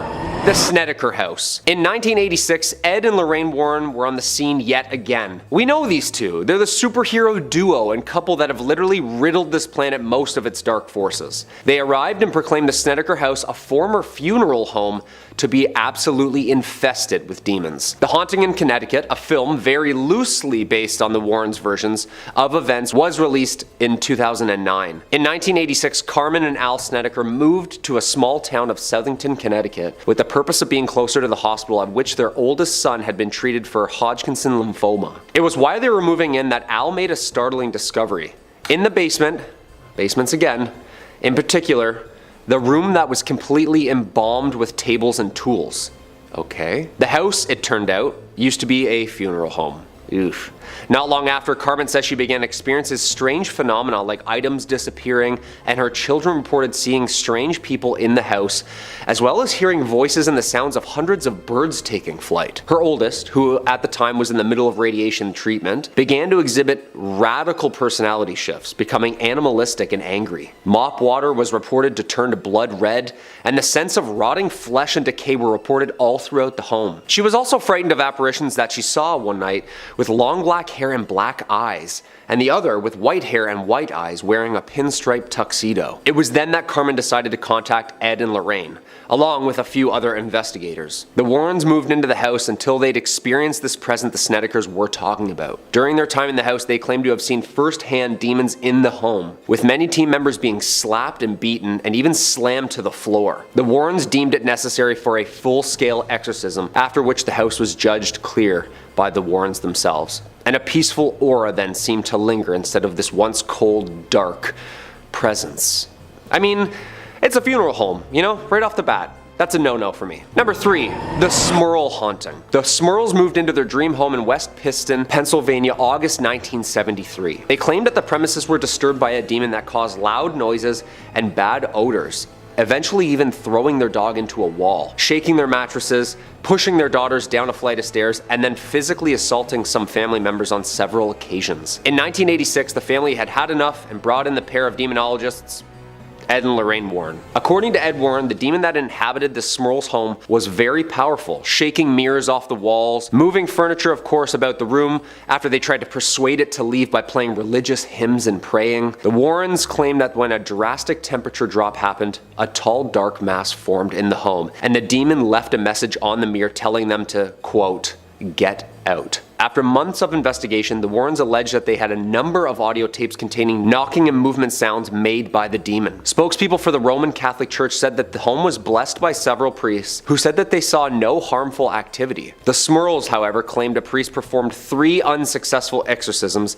and that the demon avoided the rites by moving between the floors of the home. That same year, the pastor of Immaculate Conception Parish in West Piston said the Smurls felt that after intense prayers, things were finally back to normal. After the Smurl family moved, the next family never encountered anything supernatural while living there. Hoax or haunting? What do you think? Number 2, Amityville. The Warrens are best known for their involvement in the 1975 Amityville horror investigation. New York couple George and Kathleen Lutz claimed that their house was haunted by a violent demonic presence so intense that it eventually drove them out of their home with mental health problems. The reported haunting was the basis for the 1977 book and adapted into the 1979 and 2005 films of the same name, while also serving as inspiration for the film series that followed. Though their investigations remain intriguing, the Amityville horror case was Ed and Lorraine Warren's claim to fame. In November 1974, 23-year-old Ronald DeFeo Jr., the eldest child of the DeFeo family, murdered his entire family, including all of his siblings, in their beds with a .35 caliber rifle. Ugh. The infamous case became the catalyst for the claim that demons and spirits haunted the Amityville house. In 1976, George and Kathy Lutz and their 2 sons moved into the Long Island home and soon believed a demonic spirit was residing there with them. George said that he witnessed his wife transforming into a 90-year-old woman and then levitating above their bed late at night. They even claimed to see slime seeping out of their walls and a pig-like creature running around their house. Even more unsettling, knives flew off the counters, pointing right at family members. It got so violent and unpredictable that the family walked around the house with a crucifix, reciting the Lord's prayers around their neck. On their final night there, they say banging as loud as a marching band was coming from the house. 28 days after being in the house, they had to leave. Yeah, no doubt. Ed and Lorraine Warren visited the home, and according to the Warrens, Ed was thrown to the floor and Lorraine felt an overwhelming demonic presence. Along with their research team, they claim to have captured a picture of a spirit in the form of a little boy on the stairway. The story became so infamous the couple passed a lie detector test with flying colors. That's terrifying. Their son, Daniel, admits that he still has nightmares about the horrifying things that he experienced in the house growing up. Yeah, gruesome stuff. I won't spoil Act 3, but it gets dark and bloody. Speaking of gruesome, and our number 1 spot, Michael Taylor. It's 1974, Yorkshire, England. Michael Taylor, aged 31, father of 5 and husband to Christine Taylor. Michael was a well-mannered and caring father and husband. Michael, like anyone, became depressed from a back injury and left him short on work and oddly off. After seeking religious advice and one-on-one sessions at a local church, Michael started having outbursts and acting aggressively. Puzzled, of course, he sought one-on-one sessions which turned ugly very soon. After apparently changing form and attacking Marie, a young religious leader helping Taylor, and unable to remember anything, Michael and the church agreed that an exorcism was necessary. Father Peter Vincent and Reverend Raymond Smith met at St. Thomas and started. It got so violent, he was even tied to the church floor. After hours in the middle of the night, the two had managed to exorcise more than 40 demons out of Michael, in which they had appeared around them as they exited. Violence continued, leaving only 3 remaining for the next day. After returning home from the first session, Michael was found now hours later, naked, in the middle of the street, covered head to toe in blood. Michael apparently had returned home, which then his wife and family dog lay dead as the police arrived in the AM. He was arrested soon after for the death of his wife. Michael had this to say about his late wife in court. Quote, "Released. I am released. It is done.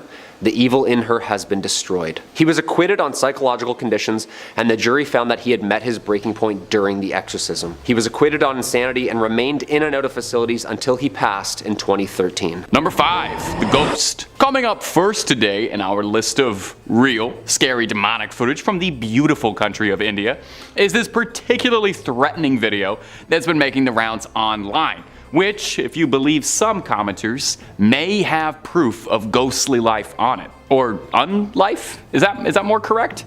Anyway, let's roll the clip and let's take ourselves a look. This white-clad ghost was caught walking on the rooftops of Varanasi in the VDA colony located in the Badi Gabi area. Now in this video you can see a shadow walking on the rooftop of a house and that pale, ethereal, ghostly figure seemingly blowing in the breeze. Now when the video was shared, it went viral quickly on Twitter, causing a small panic amongst local residents who demanded that there was a formal investigation made by police. Do you guys not know? Have you guys not heard? Has this not reached you? That is not the team you're supposed to call when there's something strange in the neighborhood. You call the Ghostbusters. They have a whole song about it. Now, of course, not everyone bought immediately that this mysterious figure was a ghost. More than a few commenters on the original video suggested that it was just someone hanging their laundry out to dry, and the video was little more than all of us letting our imaginations run wild. I gotta be honest though, if it was late at night and I was on the rooftops of India, I think I would definitely be freaked out seeing this, because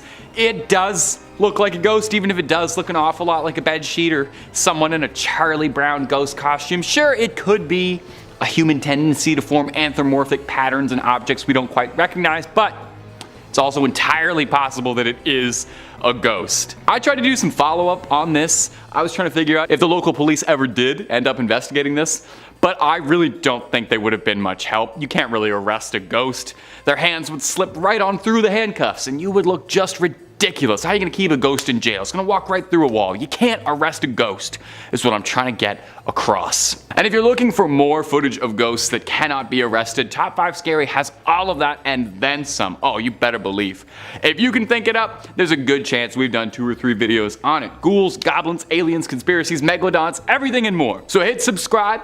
Please make sure you ring that little bell as well so you don't miss a single one of our videos. But do that at the end of this video, okay? Because I got 4 more freaky things coming out of India to show you right about now. Number 4, the pale figure. Now coming up next is a clip, also out of India, believe it or not, you know they're all going to be out of India, that went viral last year and captured the attention of paranormal enthusiasts, alien hunters, and skeptics alike.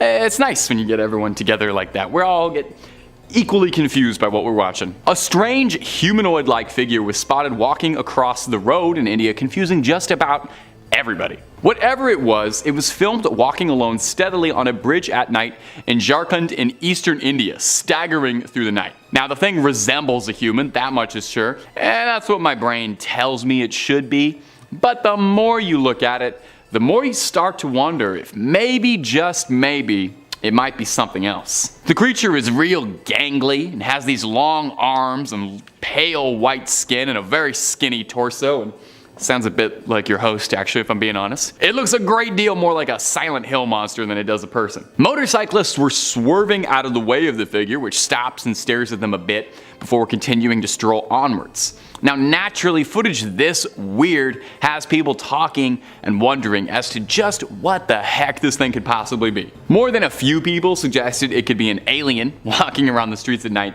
explaining why it seems so confused about where it is. Others suggested a ghost, which would definitely be pretty spooky. It seems like it's in the physical plane though, so I don't know if it's a ghost. Finally, there's the realists. Who have suggested that this could just be someone who had a long night and is lost, trying to find their way home, possibly on 1, 2, all of the substances, trying to get a good night's sleep. Now, I did some digging. As far as I know, nobody cracked this case, so we may never have a satisfying answer. So that is your cue to speculate and sound off in my little comment box. Number 3, a UFO over India. Coming up next is this clip shared online with the caption, "A weird set of lights above New Delhi." Let's take a little look-see. So in this clip, pretty clearly we can see some strange happenings going on in the night sky. There's a scattering of lights above the city's horizon. Now immediately your first thought is probably to suggest that it might be drones, which is very reasonable. I feel like drones turn out to be a lot of UFO sightings. But the original poster states that drones really are not common for civilians in India at all and are even outright illegal in some parts of the country. And on top of that, the area that he's filming is said to be in the slums, where it is extra less likely that anybody's got any drones to spare. The video, when it was originally posted to Reddit, the poster added this for context. He said, "I saw this today around 8 p.m. in New Delhi with a friend. It was massive. This cannot be a building, as there is no tall building in that direction, only slums with a maximum height of 4 to 5 floors, but these lights looked as tall as the Burj Khalifa. There was a moderate wind going on, and I thought, if it's drones, why aren't they swaying? Not to forget, drones are illegal in India and especially in New Delhi. It looked massive in the sky. I wish the camera saw what my eyes could see because it absolutely blew me away. I've been to drone shows, but this looked nothing like it. Any idea what this could be?" Now, some people in the comment section on the clip originally posted suggested that maybe this was a laser light show, but that was just speculation and nothing concrete. A particularly good selection that I enjoyed was that the original poster should have ran towards the lights to see what happens, you know, live a little. Worst case, yeah, you get abducted, but you would get the ride of a lifetime and an amazing story to tell people. Just live a little, you know? And if a UFO is not quite demonic enough for you, terribly sorry about that. Hopefully this next one will change your mind though. Number 2, the mutant goat. Coming in at the next spot, something a teeny tiny little bit different from others. I figured we'd take a small break from pale figures on CCTV and strange lights in the sky, and we'd show something we can all enjoy, you know, something that's fun for the whole family, really bringing everybody together. Mutant goats. On August 16th, a Facebook user named Samira Isa posted these footage of a strange goat that she had discovered. Now, I don't know about you, I already find a goat kind of strange. I think they're definitely one of the most demonic animals by nature.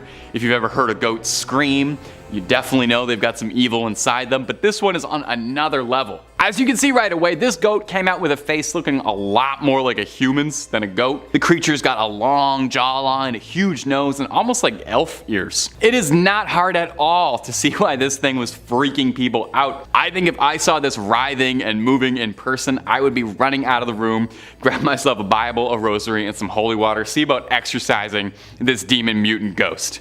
Goat.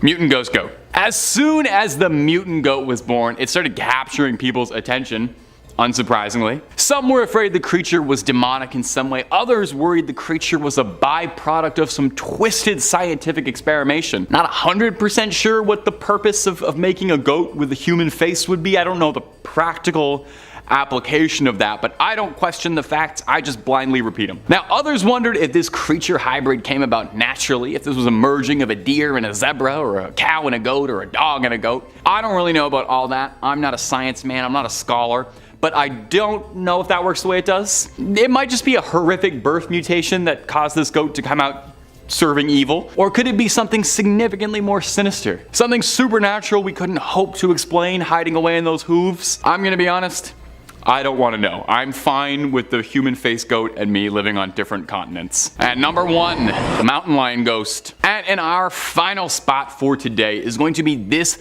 ghost footage coming out of Dehradun, India, that's got the internet on fire, and paranormal investigators gluing their eyes to the screen to try and figure out just what was caught on camera. This clip was originally posted to Reddit on the ghost subreddit, not to spoil too much which allegedly is in this video, but allegedly it's a ghost. The original uploader claims that people often hear these spine-chilling cries and screams coming from the railway tracks at night when there's no one around, with locals claiming that the screams come from the restless spirit of the woman who died in a train accident in that place, crying out in agony for those doomed to hear. Let's roll that clip so we can put you on edge tonight. I want you sweating.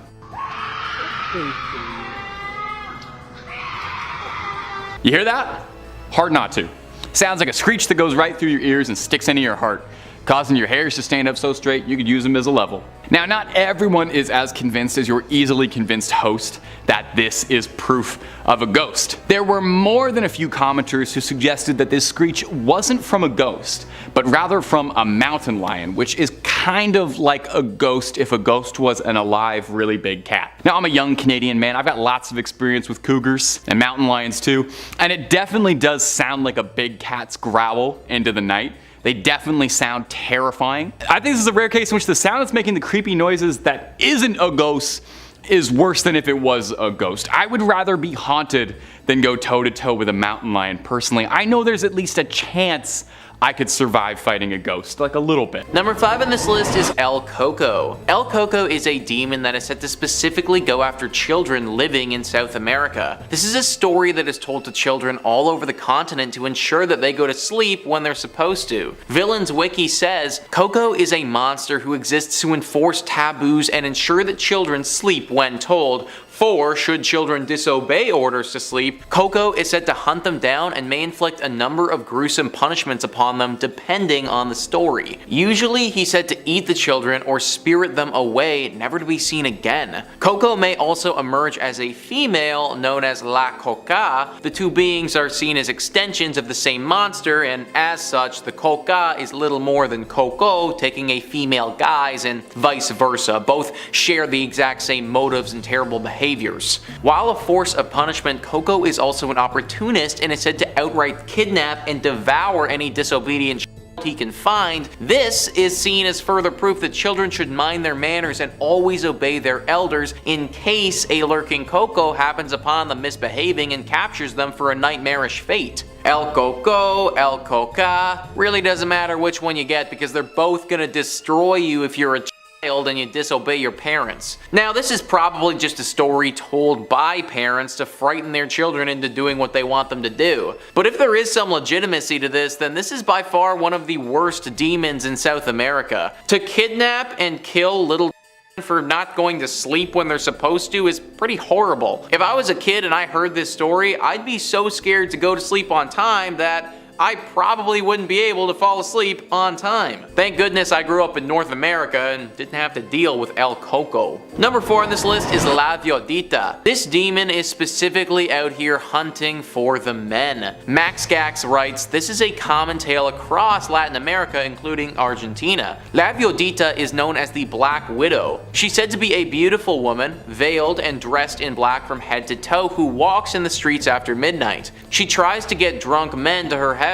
If she succeeds, it's then and only then that she will take off her veil to reveal that her face is nothing more than the grotesque skull. The sight is said to be so horrific that the men are quite literally scared to death as the woman lets out a shriek of hair-raising laughter. For those that survive, they awake at dawn, usually lying in a puddle or covered by thistles and swearing to never party until late again. Let me tell you guys, I am the type of individual who likes to go out.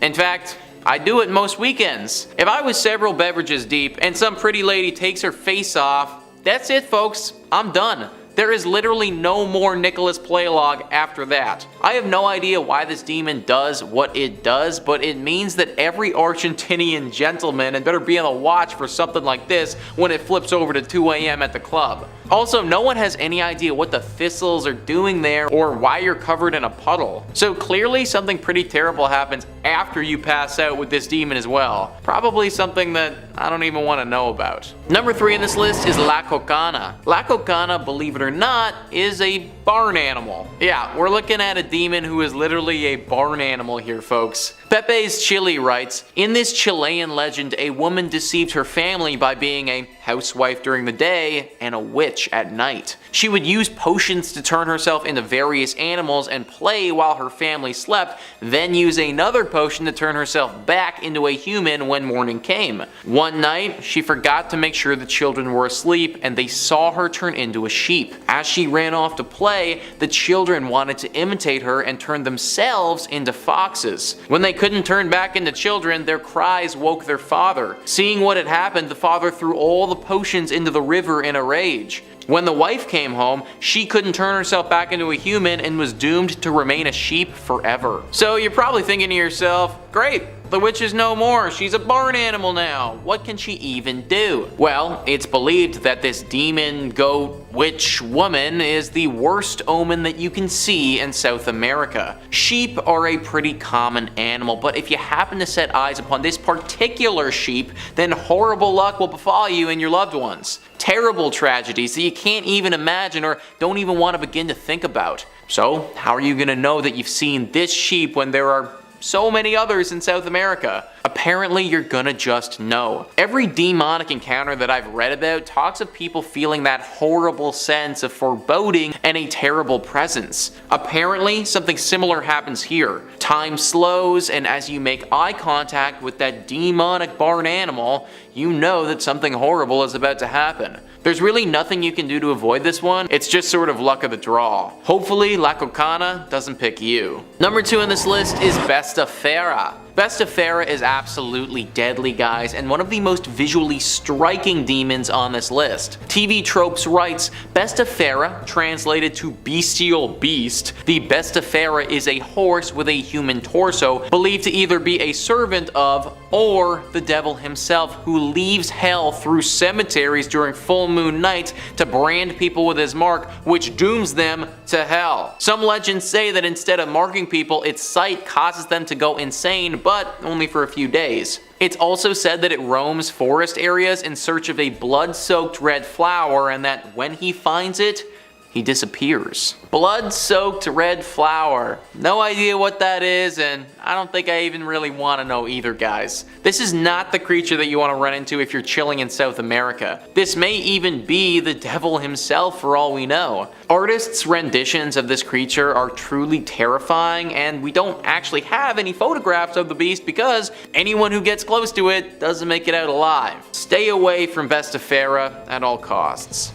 And finally, number 1 on this list is the Wakafu. The Wakafu is a horrible demon that you can find in Argentina. Max Gax writes, "This legend comes from the Mapuche people of Argentina and Chile. According to them, the Wakafu is a harmful spirit or demon. When they were introduced to Christianity, the Wakafu were said to inhabit people as well as being free-form spirits. They can alternate between a human and an animal form too. They're aimed to enslave the souls of the dead, and they take great pleasure in spreading diseases and killing people. They were said to come from the west and had no soul. They were said to enter our world as a consequence of battles with the Pilan spirits, which resulted in the destruction of the perfect harmony of the world. They have the power to capture and enslave the spirits of the recently dead if it is reluctant to leave the body and transform into a greater spirit. If they do manage to trap a spirit in this way, they can use them to hurt other people.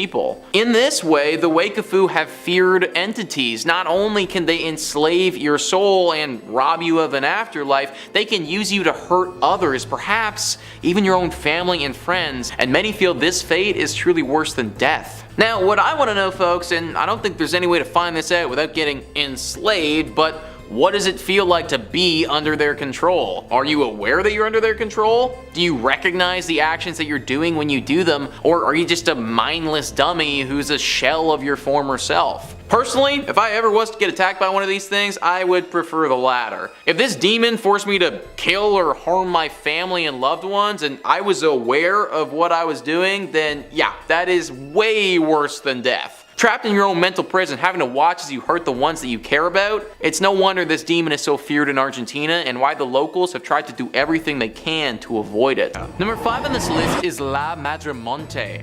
According to myths and legends of Colombia, La Madremonte is a legend in which a woman who wears moss, leaves, and a green hat that conceals her face. She lives in the dense jungle and supposedly bathes in rivers, causing flooding and heavy storms. Madremonte haunts those who steals other people's land and casts plagues on cattle owners who ignore boundaries and take advantage of others.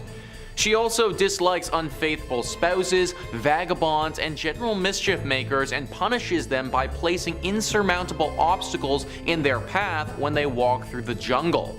They eventually fall asleep with exhaustion and do not wake for hours.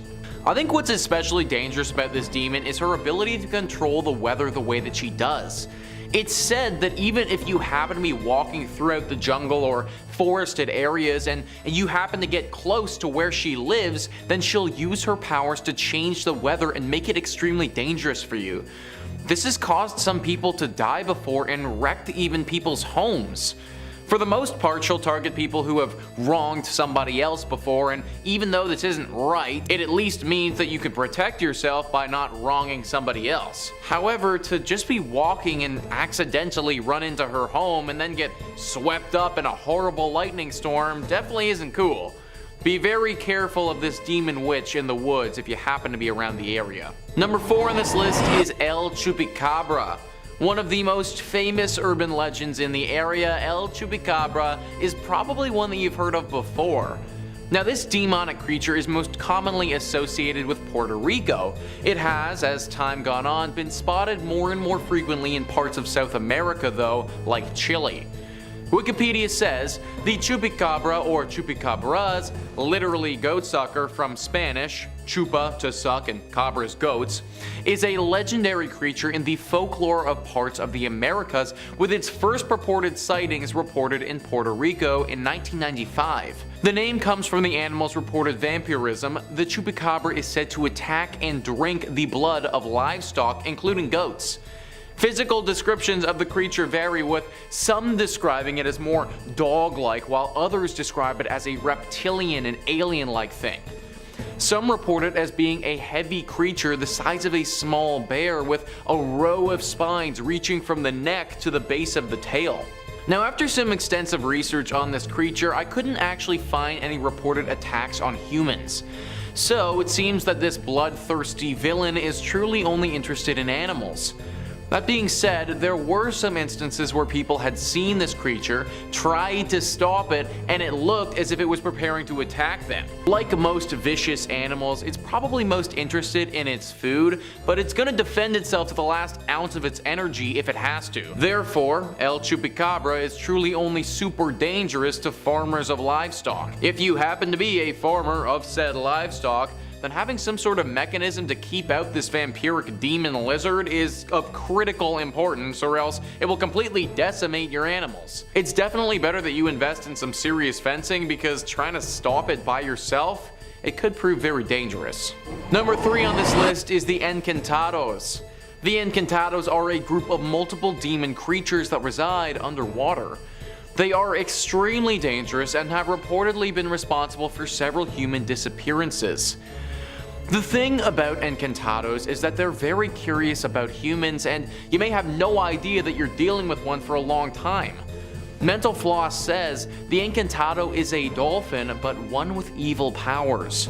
Encantado means enchanted one in Portuguese and refers to a special kind of boto, or long-beaked river dolphin native to the Amazon, that can take human form. Encantados are curious about humans and are especially attracted to big, noisy festivals, which they often attend as musicians, staying in human form for years. How can you recognize one? Look under its hat. They always have bald spots that are actually disguised blowholes. Encantados are usually friendly, but they occasionally hypnotize and kidnap young women and take them back to the Encante, their underground city. Sometimes the women escape and return pregnant with an Encantado baby. So they seem really nice and good right up until they decide to kidnap you and take you to their underground city, where any number of things could happen. Most of the people who are taken there never return, and as they said, the ones that do have another passenger coming along for the ride. The origin of Encantados are not 100% confirmed, but it seems that many people think that it was a small village that was cursed to live underwater for a long time. Now they reside there, except for the few times that they take the surface disguised as humans to see what we're up to and to take a few of us back to their evil lair. Number 2 on this list is El Cebon. El Cebon, also known as the Whistler, is a demon that doesn't get talked about nearly enough. This is a mistake though, and frankly we need to be talking and educating more about this demon and how dangerous it can be. The Spanish language blog says, according to a legend often told in the rural parts of Venezuela, El Cebon is the last soul of a young man who one day killed his own father in revenge because he murdered his son's girlfriend as he didn't approve of their relationship. After he killed his father, the young man's grandfather took it upon himself to punish him by tying him to a tree and beating him with a whip until he bled. Then he condemned him to carry his father's remains in a sack on his back. As the boy walked away into the plains, his grandfather yelled at him, "You shall not do that to your father, you are damned for all eternity," and then set his rabid dogs after him. It's said that the boy's spirit brings death and destruction to anyone who comes across him. His ghost is described as an extremely tall and skinny man who wears a farming hat and whistles the notes do, re, mi, fa, sol, la, ti, do. He's very tricky while deceiving his victims. When his whistling is heard up close, he's actually far away, but when he's heard from afar, you better start running because he's actually nearby. So first off, that initial family is freaking messed up, dude. Your dad kills your girlfriend, so then you kill your dad, but then your grandfather beats you, forces you to carry around your dead dad, and then sends dogs after you. Like, what the heck? Aside from the family being absolutely bonkers, this demon is also kinda nuts as well. I get serious Batman Joker vibes from the creepy whistle that he does there to indicate that he's coming to get his victims. The way he kills his victims is said to be very graphic as well, and he won't have you die slowly. It will be a long and drawn out process of torture that will have you begging for death. Nobody really knows how to defend yourself against this demon either. Fighting it one-on-one just simply won't work and you're gonna lose. You just need to pay very close attention to the whistle, and if you do ever hear it, don't second guess anything, just take off and don't look back. Hope that he loses interest in you and moves on to something else. Just a terrifying demon who you need to avoid at all costs. And finally, number 1 on this list is Saint La Merte. So, Saint La Merte is one of the most famous on this list, and I can promise you that you definitely do not want to run into this one. Saint La Merte is your typical personification of death in South America. It is a male figure that's dressed in a hooded cloak holding a very sharp and very menacing scythe that is sometimes referred to as Saint Death. Saint Death, or just death if you will, brings one thing alone, and it's not a welcome gift. No, as you would expect, it's death. And this demonic personification of death is said to be pretty inherently evil as well. There are many followers that look up to Saint Death and praise him. The biggest following for him is in Argentina and the country surrounding Argentina. Saint Death is said to reward his followers by helping them on their evil ventures. Let's say that you're a dangerous murderer, but you're also a strong supporter of Saint Death. Well, if Saint Death likes you, then he'll use his powers that he has to have you evade the law or even assist you in killing people. He grants numerous requests that are all connected to crime and violence and is basically the guardian angel for the evil criminals of the world. Saint La Merte also acknowledges those who do not devote a part of their lives to him, and it's not the type of acknowledgement that you'd want. He will often kill those who disrespect him and don't support him.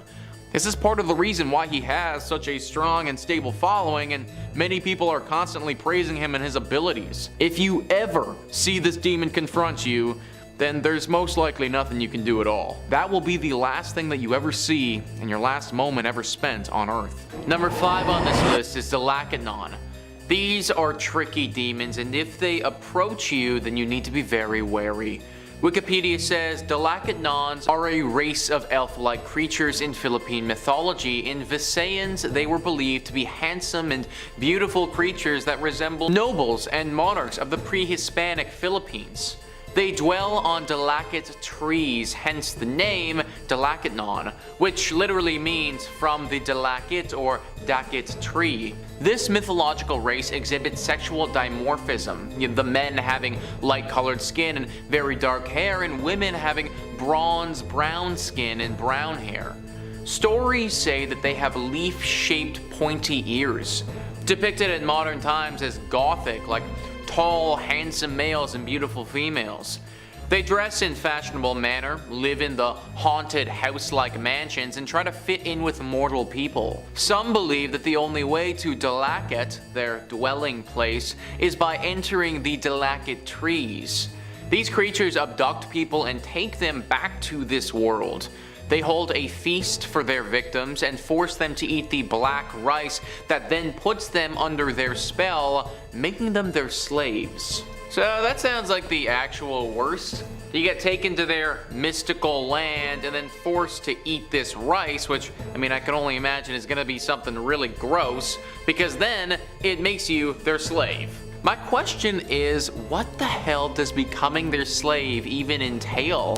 Like, what is this world that I now live in, and what is it that I have to do here? I guess I'm in some evil elf-like hell or something, but that doesn't really sound like a great time. The biggest problem with this is that you need to be super vigilant, or else it's very likely that they could get you. If you don't notice those pointy ears, then that could be game over, guys. Number 4 on this list is the Amalanhig. The Amalanhig are sort of like the Philippines version of a zombie. Myths and folklore says, in the Philippine mythology, the Amalanhig or Maranhig are flightless aswang that came back to life after death. They rise from their grave after failing to pass their power to a relative. Upon rising from the grave, these Amalanhig lurk in the woods and live as bloodsuckers. At night, they go to nearby villages to prey on the residents using their sharp, pointed tongue. Aside from the Amalanhig of Aswang origins, some deceased humans could also turn into Amalanhig. These are people who died with unfinished business or were murdered and came back for revenge. The Amalanhig with unfinished business are relentless in pursuing the persons they have chosen to fulfill their goals. Avenging Amalanhig tickle their victims to death while sucking their life force. According to one legend a long time ago, before the Spaniards came to the Philippines, a chieftain ordered his priestess to create an army of warriors that couldn't be killed. These immortals were created by killing ordinary men and encrusting their bodies with dark soot, putting a strange pebble in their mouths and doing other rituals. After 3 days, they came back to life, but they were mindless, walking corpses that only died after accomplishing their task. They had me right up until I learned that they tickle their victims to death. Like, don't get me wrong, I still do not want to run into something like this, but I guess it's just hard to be scared of something that's gonna tickle me to death. The whole sucking my life force thing, yeah, that sounds like the worst. I don't want any part of that. But tickling? Really? We couldn't have come up with any other way of murdering people, guys? Number 3 on this list is the Pugot. I get serious Stranger Things Demogorgon vibes with this next demon creature. Myths and folklore says, in the Philippine mythology, the Pugot, which translates to the decapitated one, is a mythical fiend that's found in the Ilocos region. It can assume various shapes such as hogs, dogs, or even as humans. However, it usually appears as a black, gigantic, headless being. The creature usually resides in dark places or deserted houses. However, they especially like living in trees such as the duhot, santol, and tamarind. Aside from its shape-shifting abilities, the Pugot can also move at great speeds, feeding on snakes and insects that it finds among the trees. It feeds by thrusting food through its neck stump. Although terrifying, the Pugot is relatively harmless. However, the creature is fond of women's underwear and steals them when they're being dried on a clothesline. The Pugot is also found in the Ilfogo myth Tulod Nimputo, the self-beheaded, where he appears to the human hero. He was fed by the hero with chopped chicken meat that was mixed with blood. So I guess the good thing about this is that even though it has incredible power and speed and could be super dangerous, it chooses not to be. Well, unless you're a pair of ladies' underwear, in which case you might be in for it. Actually though, what is up with these Philippines demons? They're just kind of plain creepy, guys. Like, we had the tickle zombie and now we have the headless Demogorgon panty thief. I swear that this legend was just made up by like some super weird guy just as an excuse for why their neighbor's underwear kept going missing. Number 2 on this list is the Batibat. This is a very dangerous demon and one that you do not want to piss off. Myths and folklore says in the Philippine mythology, the Batibat or Bangungot is a vengeful demon found in Ilocano folklore. These demons were blamed as the cause of the fatal nocturnal disease called Bangungot. They usually come in contact with humans when the tree that they reside in is felled and made into a support post for a house. This causes them to migrate into holes found in the post. The Batibat forbids humans from sleeping near its post. When a person does sleep near it, the Batibat transforms to its true form and then attacks that person. It sits upon the chest of its victim until he suffocates. To ward off the Batibat, one should bite one's thumb or wiggle one's toes.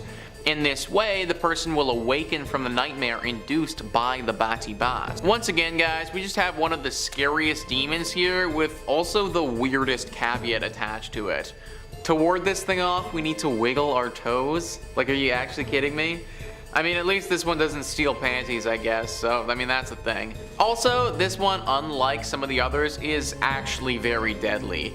You could easily die from this thing if you're unable to wiggle your toes, which would actually be rather hard considering you're going to be asleep when this thing attacks, you know, so it could be game over. I could totally see how if I was living in the Philippines, this thing would be one of my biggest fears. Like, I would exclusively be living in like a brick house or something. No wooden posts for me. And finally, number 1 on this list is the Ek. This one had to be number 1, and when you hear what it does and how it operates, you'll understand why. Wikipedia says in Philippine mythology, Ek are bird-like human creatures. They are winged humans who search for victims at night. They hunger for flesh and blood. They're usually described as flying creatures that look like the menangle but are unable to divide or split their body in the way that one does. The ek is also associated with the walk because of some similar characteristics. The only difference between a walk and ek is that ek has a bird-like bill, whereas the walk has none. The ek can transform into a huge bird or bat at night to prowl in the form of. Similar to the menangle, the ek looks for sleeping pregnant women. Then it extends a very long proboscis into the womb and kills the fetus by draining its blood. It's said that while this is taking place, a ek sound is often heard. The ek fools people into thinking that it's far off in the distance by producing a faint sound when it's actually really near. What the actual heck, guys? Most of these other demons are derpy dudes looking for underwear and tickles, but this thing? This is for real. Fetuses and blood draining and just no, I don't want it. How on earth does the Philippines grow in population with these things roaming around? I'd be too scared of having this thing come attack in the middle of the night. And tons of people feel the same way. Many rituals and services are done to try to ward off these creatures. I hope that some of these work, because if they don't, the consequences could be dire.